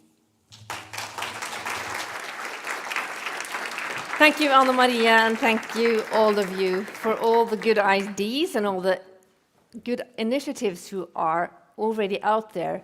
And I feel also that there are so many people in this room and in the digital space who want to help help these initiatives out into the world. But we can all do more. And that is why Kjersti Fløgstad is coming back on stage to continue the story she began in the beginning, where she said that when the Nobel Peace Prize laureates came to Oslo, we asked them, how can we help you with your cause? Let's hear how that all went. Kjersti. Well, it's obvious. More needs to be done for human rights defenders. So the answer was very clear. And we founded a drafting committee that helped us draft and write this Sunflower Declaration that we've been talking about several times today. So let's look at the movie and see a little bit of what happened.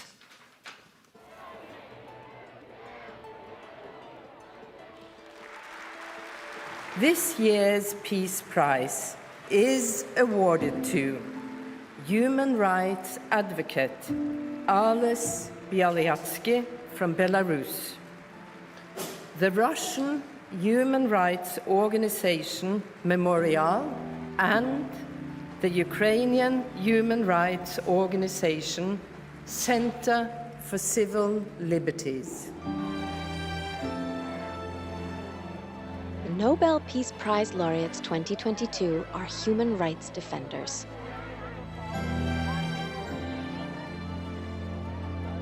Along with thousands of other brave people across the world, they are defending our common human rights, often at great risk for their own health, freedom, and safety.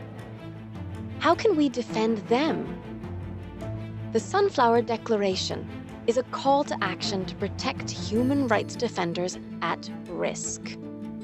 It is a set of concrete recommendations drafted with the Nobel Peace Prize laureates, presented at the Nobel Peace Conference 2023, signed by Nobel laureates, experts, and institutions.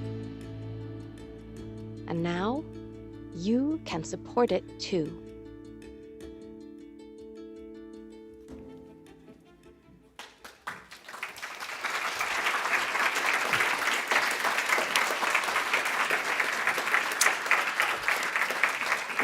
So present here today are all the Nobel Peace Prize laureates to sign the declaration. So please, And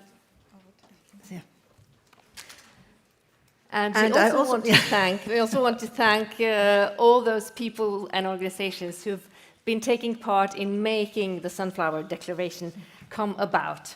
So please, Konstantin Starobets from Alice Belyatsky's organization Vyasna, and Dennis Shadow from Memorial, Ed O'Donovan, who represents the UN Special Rapporteur on Human Rights Defenders, Nicole Bibin Sedaka on behalf of Freedom House. Come on. Come here. Berit Lindemann on behalf of the Norwegian Helsinki Committee. Oops, all my papers. Kristin Storaker Skutlaberg on behalf of the Norwegian Human Rights Fund. And Center for Civil Liberties also took part in drafting this declaration, along with frontline defenders and civil rights defenders. And I also want to welcome Helena Boyden-Lamb, who held everything together. She's at the Nobel Peace Center working with us. Give them all a big hand. And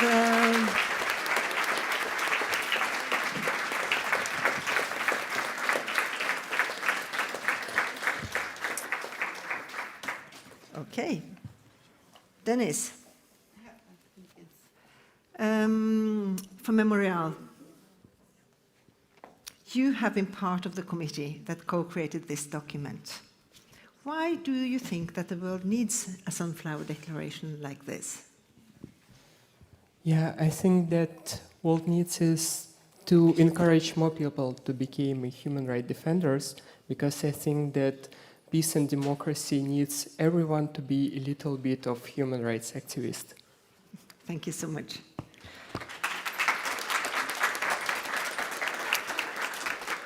Oleksandra Matviichuk, what do you hope that this declaration can lead to? For sure, we as people who work on this text, wanting the ideas ingrained in this text come true, and people who bravely fighting to defend others' rights will never face with a persecution. Thank you so much. So, do you want to say something now, Ingrid? I think we should thank all our wonderful speakers. We shall thank everybody on stage, and we shall thank the audience who's been here today and all of you who've been watching us online. And for those of you who are in Oslo, the Nobel Peace Festival will start outside in a little less than half an hour. So I recommend you to join there. It's free, it's open for all, so please stay with us. I want you to give a big applause now to the drafting committee, to the Nobel Peace Prize laureates, and to everybody who are fighting for human rights everywhere in the world. Thank you. Thank you so much, everyone.